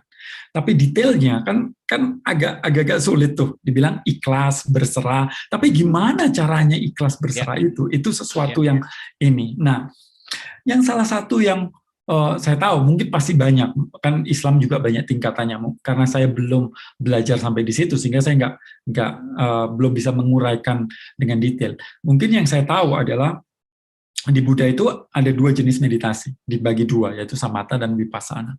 Samatha adalah yaitu kita coba bayangkan gini, otak kita, kepala kita itu bagaikan kolam lumpur yang bergejolak. Oke. Nah, kemudian kalau lumpurnya bergejolak, kita nggak akan bisa melihat kejelasan di dalamnya ada apa. Nah, kita perlu untuk menenangkan si gejolak ini, sehingga airnya bening. Seperti itu. Nah, menenangkan ini disebut samatha. Tapi kemudian ketika airnya bening, kita bisa melihat ke dalam. Nah, disitulah namanya vipassana. Nah, jadi samatha biasanya adalah meditasi dengan objek. Boleh pakai lampu gitu ya, boleh pakai lilin, boleh pakai kata-kata, boleh pakai tasbih yang diulang-ulang sehingga pikirannya yang lari sana lari sini mulai tenang. Oke. Nah, ketika tenang, maka kita melihat pikiran itu sendiri. Nah, bayangkan gini, kalau kita di dalam sungai, kita nggak akan bisa melihat sungai. Kalau kita keluar dari sungai, kita bisa melihat sungai itu sendiri. Nah, kalau kita di dalam pikiran, maka kita sulit melihat pikiran. Tapi kalau kita keluar dari pikiran, maka kita melihat pikiran itu sendiri. Nah, meditasi yang saya sebut, yang tadi itu adalah kita tutup mata, relax, dan lepas dari pikiran dan melihat pikiran kita sendiri. Sehingga kita tidak melekat dengan pikiran itu sendiri. Tapi kan sulit ketika ada muncul mantan, tiba-tiba, dia di mana ya? Udah lama nih nggak ketemu nih. Nah, kira-kira dia wajahnya seperti apa? Buka Facebook, buka Instagram, mungkin seperti itu. Nah, itu artinya kita masuk ke dalam sungai itu sendiri. Tapi kalau melihat berarti, dia muncul, ya sudah, dilewati. Kemudian kalau kita duduk di sungai dan kemudian muncul plastik gitu, kita nggak masuk ke dalam bilang siapa sih yang buang plastik, kita memberikan solusi harusnya itu begini, kita menganalisa dan sebagainya. Kalau ada pembalut mungkin lewat, aduh jorok banget sih, ada darahnya lagi, bla bla bla, atau ada mayat, siapa yang membunuh. Nah, akhirnya apa yang terjadi? Kesadaran kita melihat si pikiran kita itu terlibat terus. Nah, caranya untuk tidak terlibat adalah kita melepas, kita melihat tanpa menghakimi, mengurangi penghakiman, mengurangi analisa, judgement, atau apapun itu, interpretasi dan sebagainya, hanya dengan melihat. Ada gambarnya Buddha itu matanya saja, mulutnya nggak ada. Artinya apa? Itu Buddha Eyes itu bahwa dia tidak menghakimin apapun. So, kita perlu melihat tanpa menghakimin, menjadi saksi bisu dari pikiran-pikiran kita. Itu adalah salah satu yang mungkin bisa digunakan, itu powerful banget. Tapi saran saya adalah mencari guru dan kemudian ikut retreat-nya. nggak peduli sebenarnya guru itu agamanya apa, tapi menurut saya adalah kemampuan dia untuk mengantarkan, untuk menjelaskan ini semua, itu jauh lebih penting. Eh, Bagi saya, berguru pada agama siapapun gurunya, buat saya itu nggak masalah, karena menurut saya kemampuan dia menunjukkan jalan itu jauh lebih penting daripada agama dia. Seperti itu. Nah, apa yang dari pengalaman saya itu adalah hal yang sangat powerful. Nah, kalau seandainya kita kayak seperti saya, Anda mengalami seperti saya yang suka meninggalkan kenangan di mana-mana gitu ya. Saya itu kan selalu seperti itu. Kalau pergi ke satu tempat, pasti aja ada yang ketinggalan. Tapi saya memaknain, saya suka meninggalkan kenangan gitu. Nah, apa yang terjadi? Kacau kan hati saya. Lah kekacauan hati saya ini tidak saya apa istilahnya buang gitu, dialihkan begitu. Tapi saya usahakan, ya nggak selalu sih. Tapi saya usahakan untuk menerima rasa itu. Jadi memeluk emosi itu. Bagaimana cara memeluk emosi sering saya sebutkan. Saya pernah bagikan juga di bincang-bincang bersama Kang Abu juga, atau di Instagram saya juga ada tentang hal itu. Tapi memeluk emosi adalah kita bersahabat dengan emosi itu sendiri. Jadi contohnya kalau ada yang ngetem, siapa marah, keluar kamu, saya nggak mau ketemu marah. Akhirnya apa yang terjadi? Walaupun kita nggak ketemu, tapi hubungan kita nggak nyaman di situ. Tapi kalau kita membuat si marah itu datang, nggak nyaman sih kalau dalam satu ruangan dengan si marah.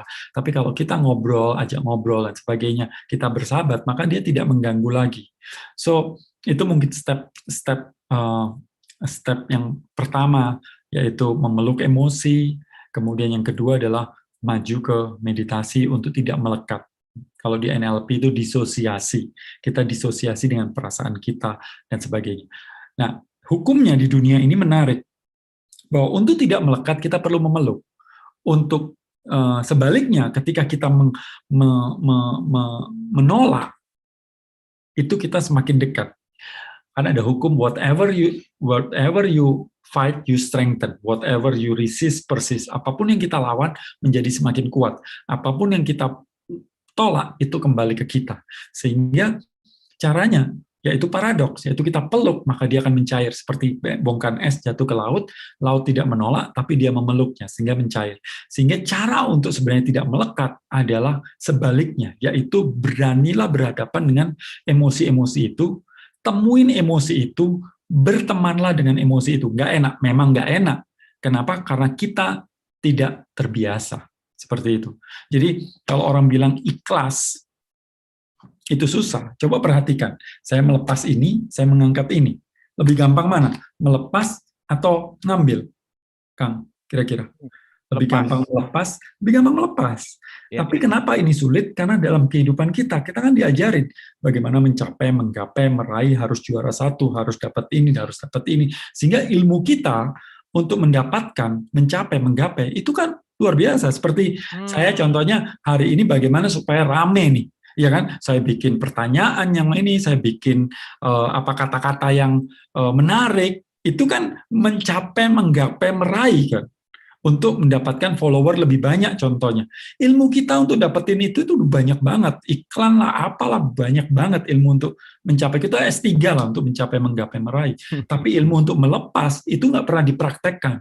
Lah, praktek saya bagaimana? Contohnya, buku saya itu tertulis copyleft. Jadi siapapun boleh ngopi, siapapun boleh berhak untuk mengganti nama saya dengan nama orang lain dan kemudian mengedarkannya. Kalau ketemu tulisan di WhatsApp group dan kemudian saya tahu itu tulisan saya karena mirip gitu atau hampir sama, dan kemudian ditulis di bawahnya adalah orang lain yang menulis, disitulah sebenarnya praktek melepas saya. Praktek ikhlas saya. Ketika saya kehilangan, ketika saya mendapatkan kemalangan, dan semuanya itu adalah prakteknya itu di sana. Nggak bisa kita baca kitab suci kemudian jadi sabar. Itu tidak mungkin. So, kemalangan, kedukaan, itu manfaatkan kejadian yang tidak sesuai dengan harapan kita untuk membuat hati kita menjadi lebih lebar atau semakin ikhlas. Tentu nggak gampang. Lagi-lagi, karena kita nggak pernah latihan itu sendiri. Kalau kita mau latihan, memanfaatkan itu, maka ya lebih gampang gitu. Jadi latih. Ya, saya rasa itu. Oke. Thank you Mas Gobin. Ini sedikit nyambung karena di teman-teman di YouTube ada yang nanya gini, bagaimana Mas Gobin mempraktekkan cinta ini kepada Rikpa katanya. Oh ini menarik nih. sama anak gimana mengajarkan kepada anak atau pasangan praktek dalam kesehariannya bagaimana untuk Ya, diaplikasikan. Silakan. saya sendiri punya beberapa gini. Manusia itu kan punya baik, buruk, benar, salah, betul kan? Di situ. Nah, ketika kita berhadapan dengan anak terutama, itu seolah-olah itu adalah bagian dari diri kita. Dan secara naluri, manusia itu kepingin menjadikan, secara naluri, kita kepingin menjadikan anak kita itu minimi. Ya kan? Otomatis. Karena kita tahu bahwa ini baik, ini buruk. Seperti itu. Otomatis dong, kalau saya agama Islam, saya kepingin anak saya Islam dong. Pasti otomatis kan? Seperti itu. Nah, otomatis caranya adalah kita mempengaruhi si anak itu secara sadar dan tidak sadar untuk membuat dia menjadi sesuai dengan saya, seperti itu. Karena saya berpikir saya itu baik orangnya, seperti itu ego, which is normal. Well, tapi di sisi lain bahwa kita juga perlu memberikan ruang untuk si anak. Tentu ini juga struggle bagi saya, tapi memberikan ruang yang lebih untuk dia memilih, itu adalah salah satu cara bentuk cinta menurut saya. Jadi itu sebenarnya memberikan ruang. Jadi gini, Kang, saya kasih contoh gini aja, paling gampang, analogi. Manusia itu karena bekerja lewat analogi. Ada satu biji asem, pohon asem, kecil kan bijinya, ya. Kecil. Nah, ketika kita tanam di pot, ya kan, potnya kecil, ya dia segini. Oke. Ketika potnya besar, dia akan tumbuh lebih besar. Kalau semakin besar, tanamannya jauh lebih besar. Kalau ditanam di tanah, maka dia akan tingginya luar biasa. Oke. Maksudnya di hamparan tanaman yang luas seperti itu. Tapi kita tahu bahwa ketika kita menanam si biji ini di hamparan luas, memang dia ada kemungkinan besarnya luar biasa. Tapi kemungkinan dia meninggal itu juga bisa karena ada dimakan oleh hewan, keinjak dan sebagainya seperti itu.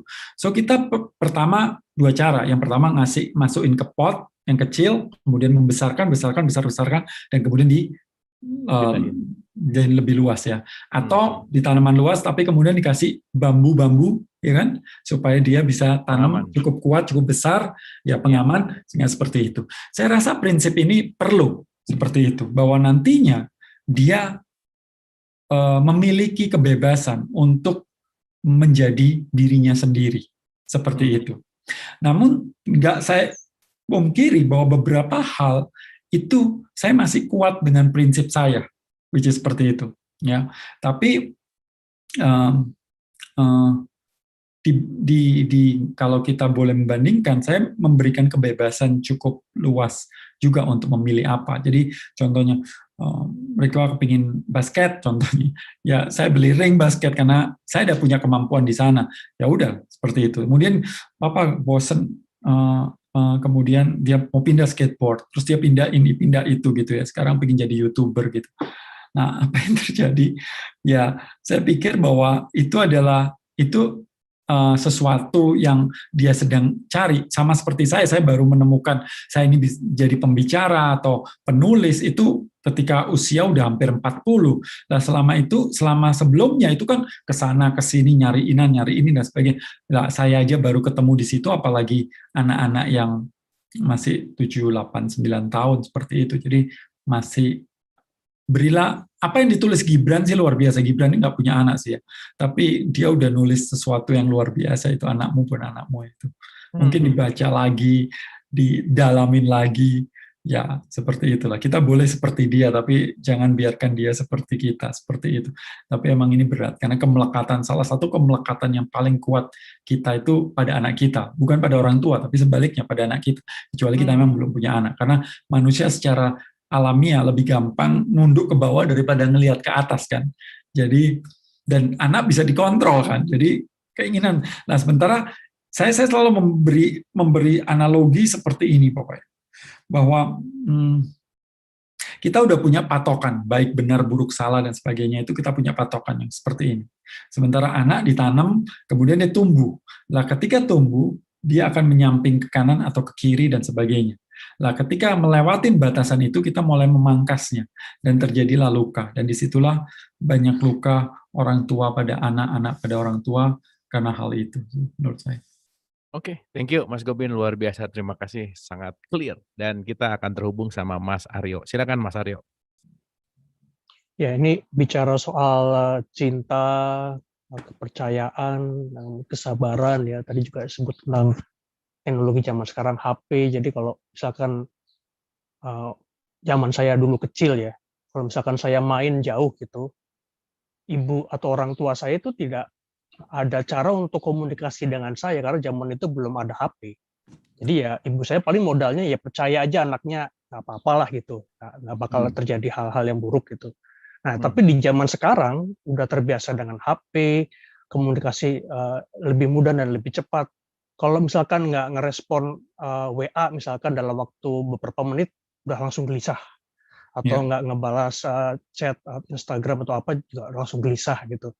Jadi secara tidak langsung memang teknologi ini jadi merubah makna kesabaran cinta ini menjadi hal yang istilahnya instan ini. Wah, ini kalau saya nge-DM pacar saya nggak dibales ini, wah ini jangan-jangan pacar saya udah nggak cinta lagi sama saya, udah lupa atau dan segala macam. Jadi untuk orang-orang yang seperti ini, terutama ya untuk kelompok tadi juga disebut tentang anak ya, terutama untuk yang alay-alay lah atau yang untuk yang cabe-cabean lah gitu.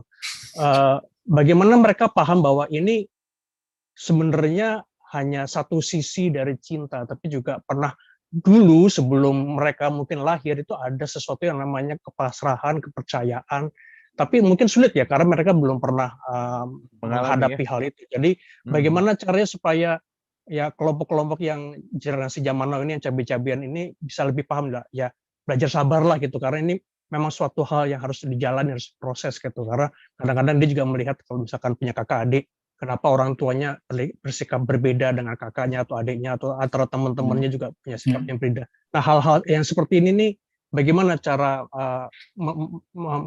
menunjukkan kepada kelompok ini bahwa ini hanya sebagai proses dan ya sabar saja lah, pokoknya asal niatnya baik ya jalankan saja. Jadi gimana sebenarnya? Itu saya pertanyaan saya. Terima kasih. Thank you Mas Aryo, terima kasih. Silakan Mas Gobin. Ya, dulu saya juga berpikir gitu untuk merubah dunia, kepingin membuat anak-anak muda menjadi lebih ini, lebih itu, dan sebagainya. Tapi kemudian setelah saya belajar cukup yang banyak dapat masukan sana-sini, tentang otak, tentang hormon, dan sebagainya, sangat-sangat mungkin bahwa kita itu berkembang, sampai umur berapapun berkembang. Kalau ada yang ngomong bahwa kromosom kita itu harusnya kita ini bisa hidup sampai 140 tahun, di mana umur 40 tahun itu dikatakan mapan, seperti itu, udah oke. Harusnya orang-orang itu kalau kita umurnya 140 tahun, 40 tahun itu menikah, itu oke. Ya, tapi kan kita kan sebagian besar kan harapan hidup manusia kan, apalagi di Indonesia 65 tahun.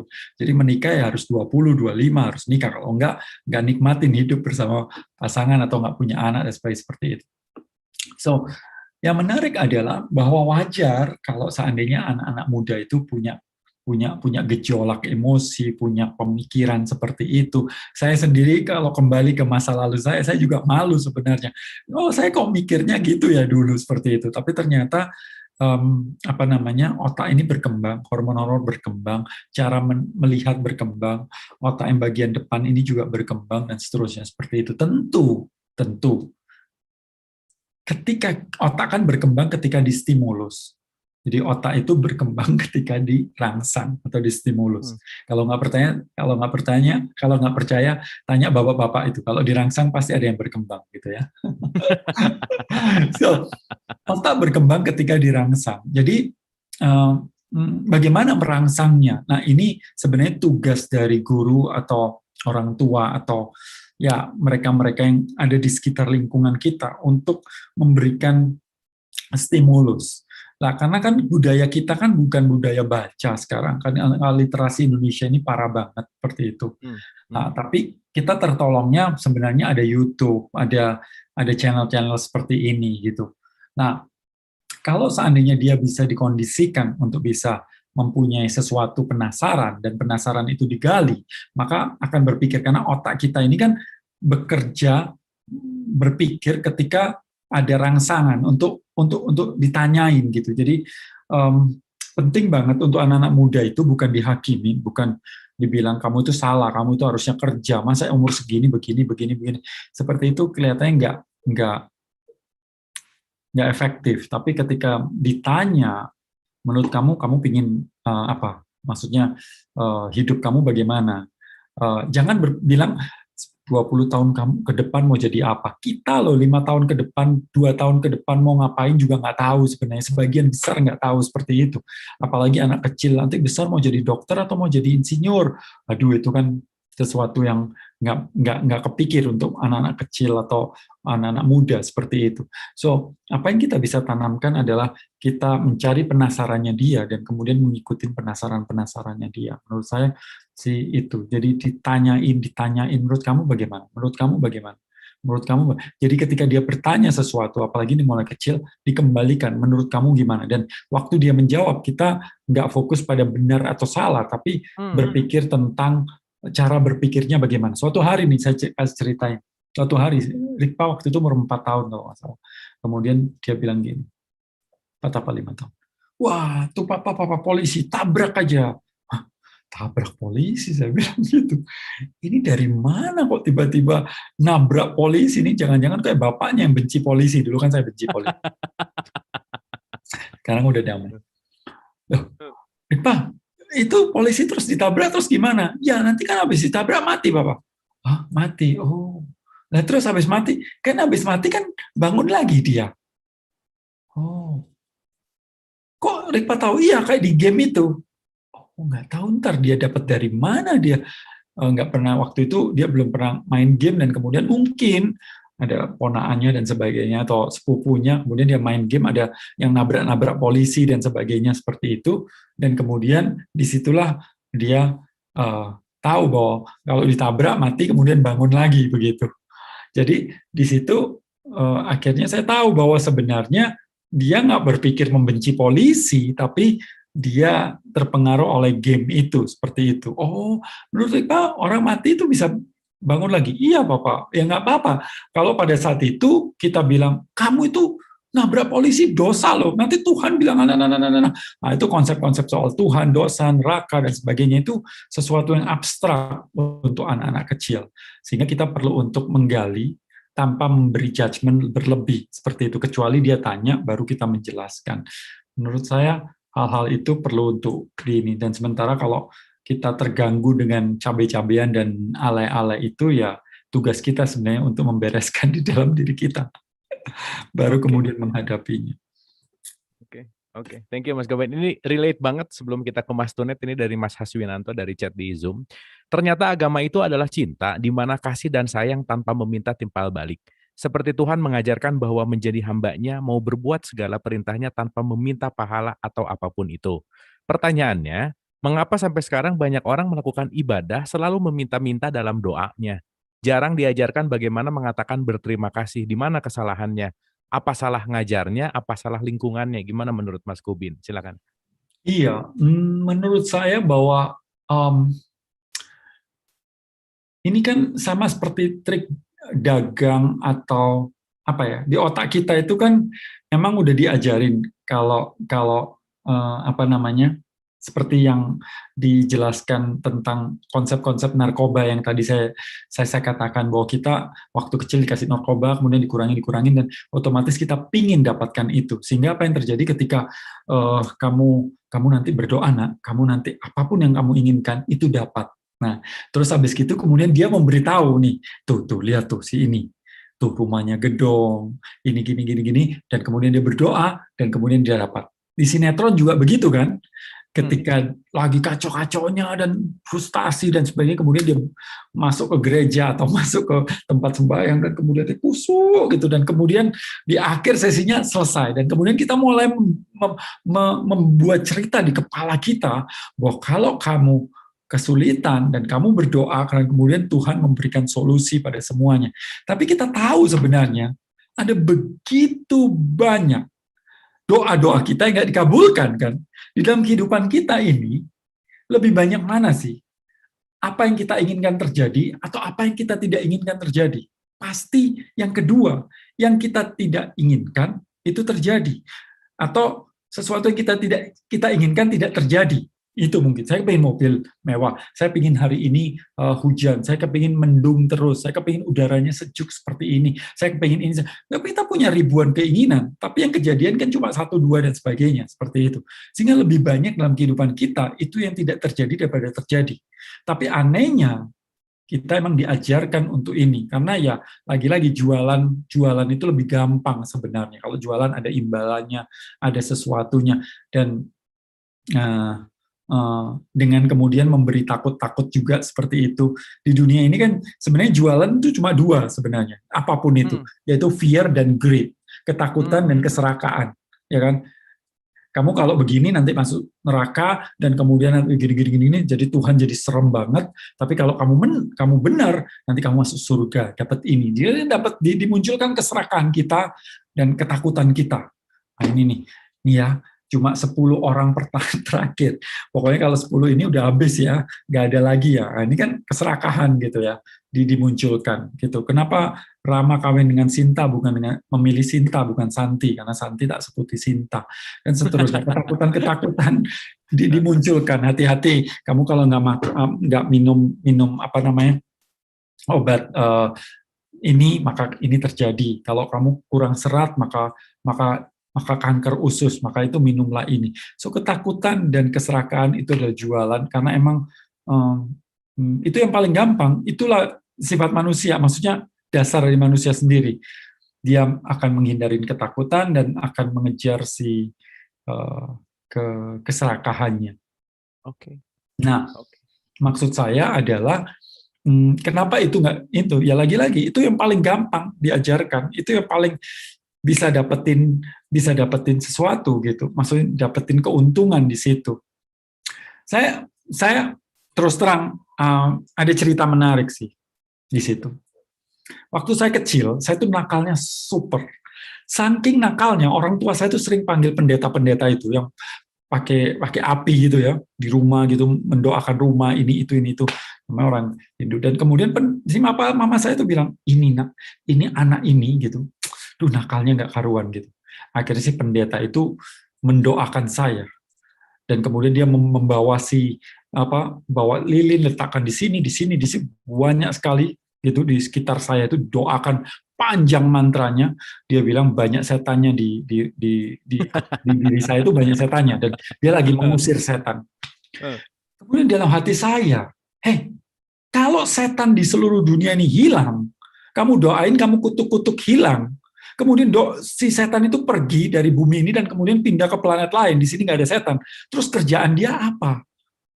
Si pendeta itu jadi apa? Kamu dihormatin, kamu dihargain, kamu diterima, dipuji, dikasih duit, karena kamu mengatakan bahwa ada eksistensi setan di situ.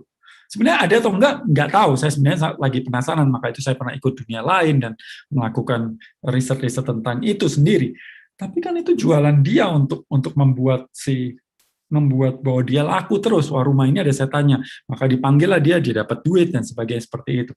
Well, ini sesuatu yang sensitif, tapi saya cukup gemes sih sama orang-orang tersebut gitu. Lagi sakit, kemudian dibilang itu ada setannya, dan kemudian saya doakan ya, kemudian setan itu lepas. Nah, kalau kita mau melihat dunia ini paradoks banget kok, paradoks banget. Bahwa seorang pendeta itu mengutuk setan, tapi sebenarnya dia sangat mendambakan setan itu tetap eksis, sehingga pekerjaannya dia dihargain, diterima. Begitu pula seperti saya guru. Guru itu memberantas kebodohan, tapi sebenarnya saya dihargain, saya dapat duit karena ada kebodohan itu sendiri. Tukang sampah membersihkan sampah, tapi sebenarnya walaupun dia membersihkan, dia berharap setiap orang masih buang sampah supaya pekerjaannya tetap eksis.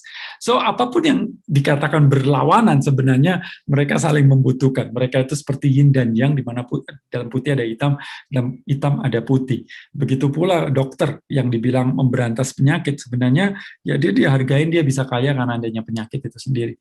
So ya. Ini menarik sekali. Gibran juga mengatakan, saya belajar mendengar dari yang cerewet, saya belajar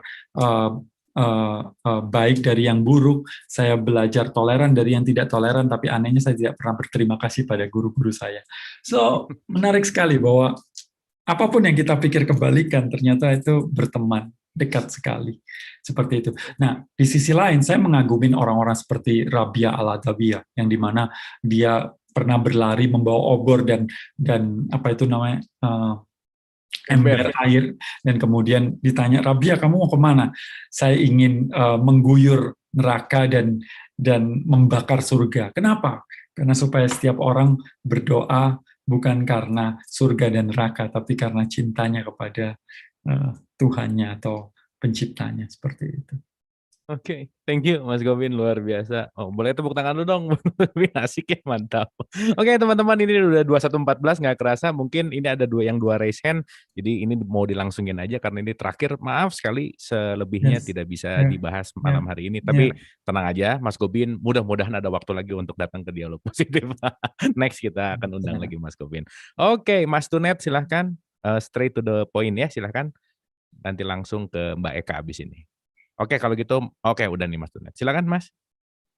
Ya, ada ya? Ya, silakan. Boleh pertanyaannya langsung? Ya, langsung aja. Sebenarnya saya agak bingung.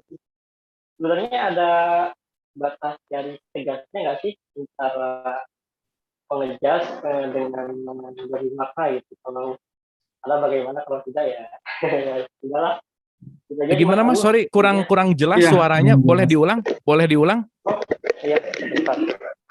Bagaimana sekarang? Ya, oke. Nah, ini udah clear. Oke. Nah, saya pertanyaan sederhana saja. Sebenarnya ada garis tegasnya nggak sih antara apa namanya mengapa tadinya memberi makna dengan menjas gitu. Dengan apa? Seperti contohnya ketika Mas Gobin menceritakan antara sungai dan melihat sungai itu dengan meninggalkan kenangan. Nah, itu antara memberi makna dengan apa?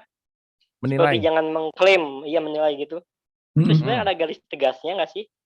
Gitu. Oke, memberi makna sama memberikan penilaian ya. Oke, sip. Terima kasih Mas Tunet. Kita ke Mbak Eka. Silakan Mbak Eka. Oke, terima kasih Kang Abu.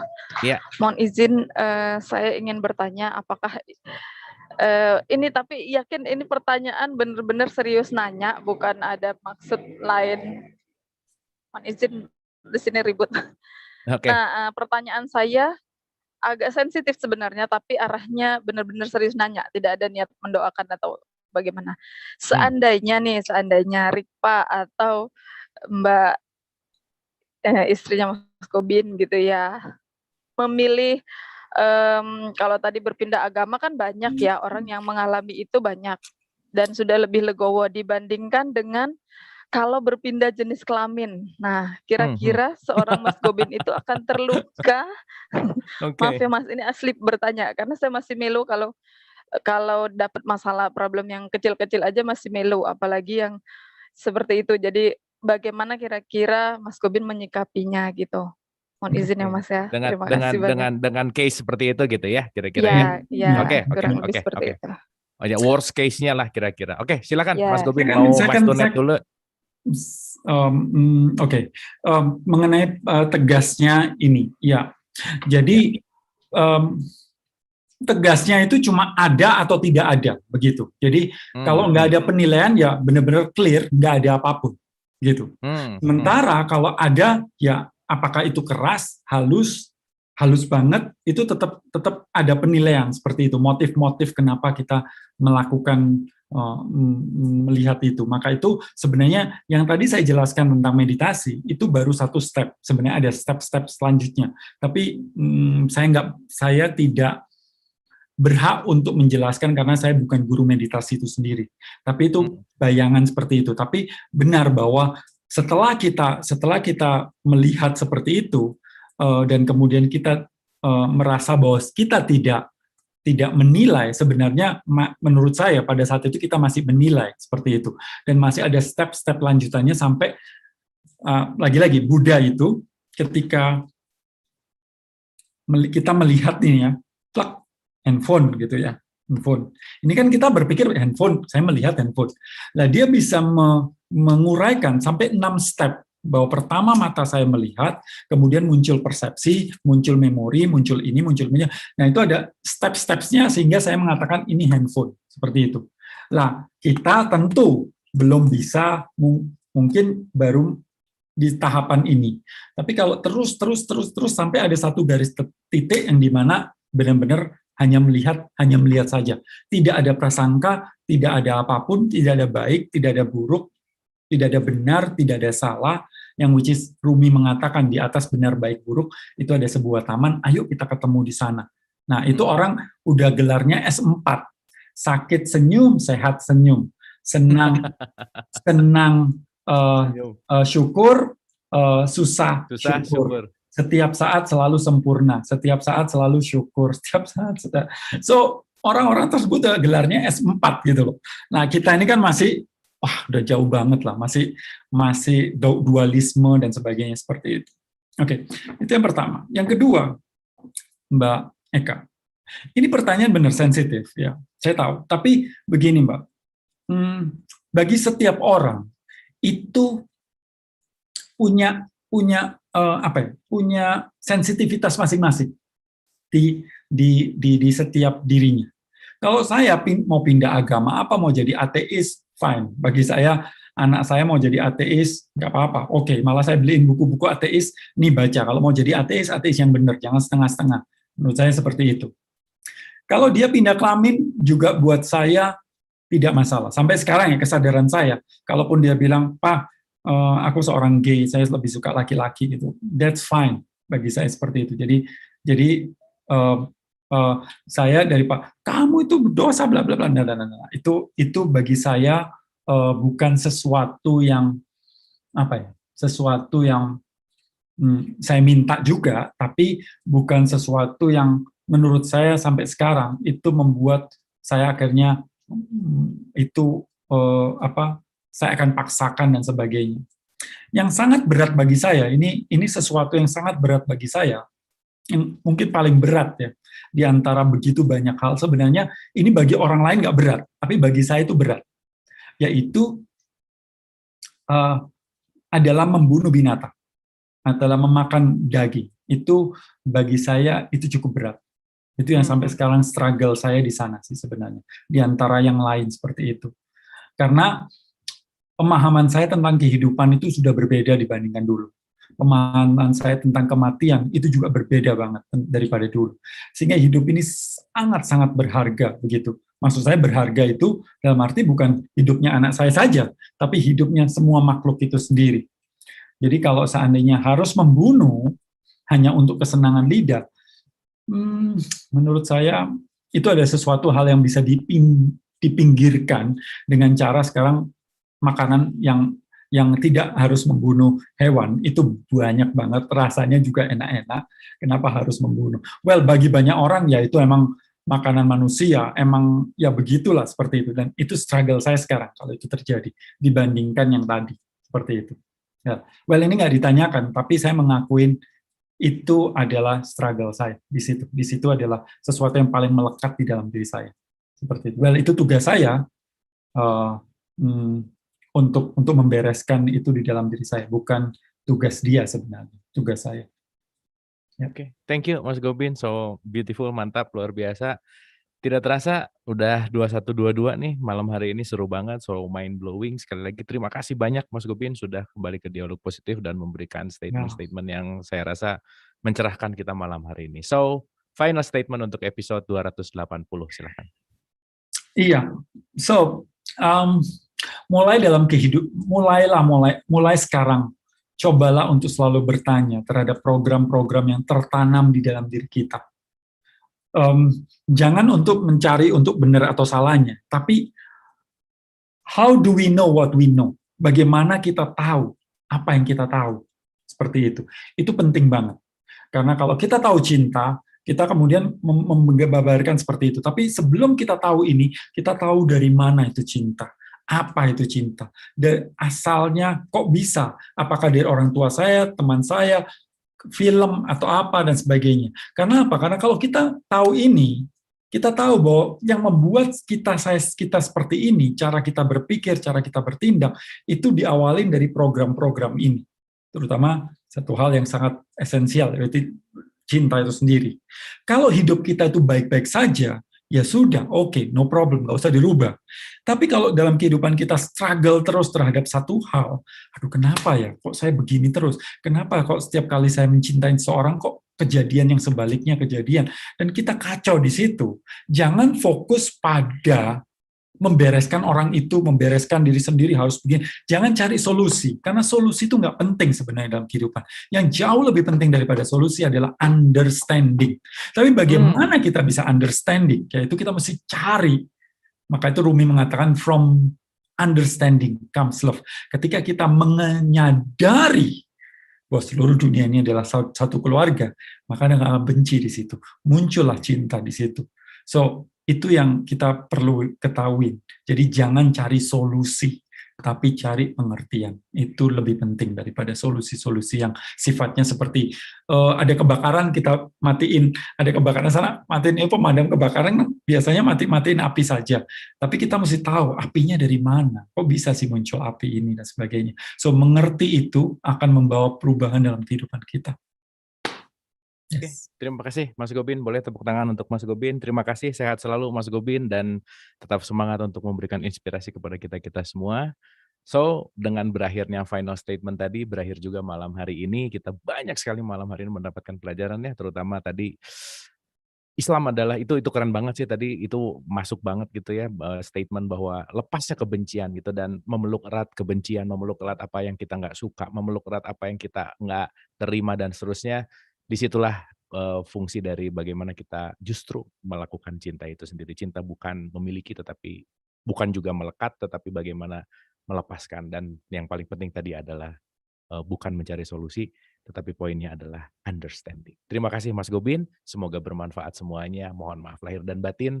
Wabillahi taufiq wal hidayah. Assalamualaikum warahmatullahi wabarakatuh. Sampai ketemu besok di jam dan channel yang sama. Terima kasih semuanya. Kita izin, Mas Gobin izin foto sebentar ya. Kita foto semua sama-sama seperti biasa. Ibu dan Bapak nggak tahu ada di page berapa, pokoknya hitungan ketiga senyum aja. 1, 2, 3.